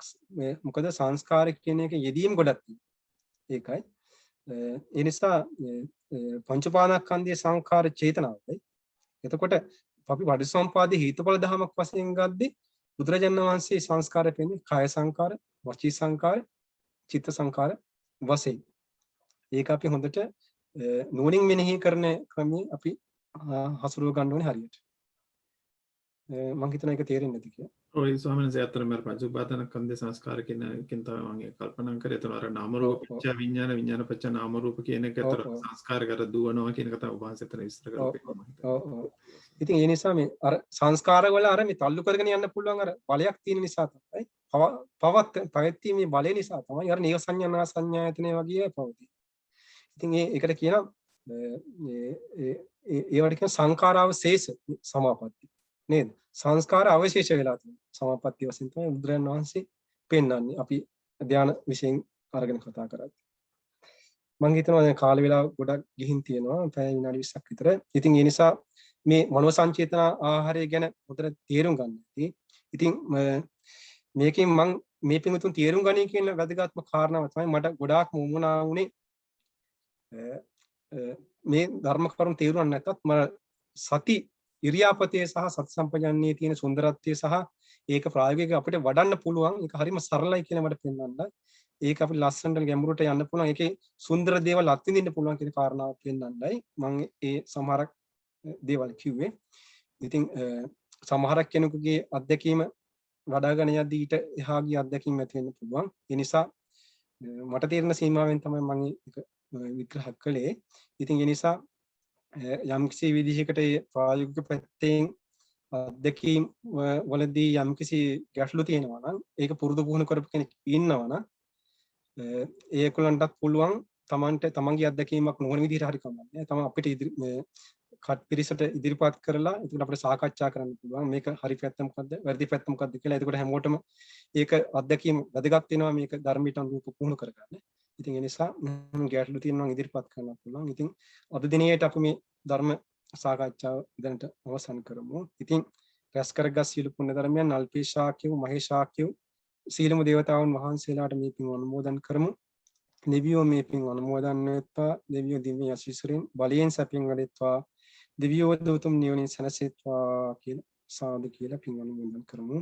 තමන් නමින් මිය පරලෝකීය ඥාතීන් සිහිපත් කරගන්න. ඔබ අප නමින් මිය පරලෝකීය මෞපිය ගුරුවර ඥාති ආදී යම්තාක් පිරිසක් පින් බලාපොරොත්තු වෙන්නේ නැද්ද? රැස් කළ සියලු පින් පුණ්‍ය ධර්මයන් අනුමෝදන් කරමු. අනුමෝදන් වෙත්වා. එම ඥාතීන්ද සපවත් භාවයට සුවපත් භාවයට පැමිණෙත්වා. උතුම් නිවනින් සැනසෙත්වා කියලා සාදු කියලා පින් අනුමෝදන් කරන්න. ඒ වගේම ධර්ම දේශනාව ශ්‍රවණය කළ ඔබ ධර්ම දේශ සම්බන්ධ වූ ඔබ දැකබලා සතුටපත් වූ සියලු දෙනාට තපෝපකාර කළ සියලු දෙනාට අපගේ කල්යාණ මිත්‍රයන් වහන්සේලාට ගුරුවරු මහෝපාධි දුරන්දර මහානායක ස්වාමීන් වහන්සේලා ප්‍රමුඛ අපගේ කල්යාණ මිත්‍රයන් වහන්සේලාට මගතුට පෙන්වූ ස්වාමීන් වහන්සේලාටත් එකසේ මේ පින් අනුමෝදන් වෙලා සීලාදී ගුණ ධර්මයන් වඩා දියුණු කොටගෙන උතුම් නිවනින් සැනසීම පිණිස ඔබ අප සැමට උතුම් නිවන සාක්ෂාත් කර ගැනීම පිණිස මේ පින් එකසේ උපකාරයක් වේවා කියලා සාදු කියලා පින්වමු. සාදු සාදු සාදු. සියලු දෙනාට ආශිර්වාද කරනවා. තුනුරුවණී අනන්ත ආශිර්වාද බලයෙන් දෙවි රැකවරණින් ආරක්ෂාවෙන් සියලු යහපත රැකවරණී ආරක්ෂා වේවා කියලා වන්දනා කරමු. අභිවාදන සීනිස්ස නිච්ඡං වද්දාපචායිනෝ චත්තාරෝ ධම්මා වඩ්ඩಂತಿ ආයුවන්නෝ සුඛං බලං ආයුරාෝග්‍ය සම්පatti සග්ග සම්පatti මේවච අතෝ නිබ්බාන සම්පatti ඉමිනාතේ සමිච්ඡතු. ඉරිදිනාටම තෙරුවන් සරණයි. සාදු සාදු සාදු. සීලවන්තං ගුණවන්තං පුඤ්ඤක්ඛෙත්තං අනුත්තරං දුර්ලභේන මානද්දං බුද්ධ පුත්තං නමः. සාදු සාදු සාදු. සමිනාස ගොඩාක් පින්. තෙරුවන් සරණයි. තෙරුවන් සරණයි. තෙරුවන් සරණයි. තෙරුවන් සරණයි සරණයි බොහොම පිං. තෙරුවන් සරණයි. තෙරුවන් සරණයි ස්වාමීන් වහන්සේ බොහොම පිං.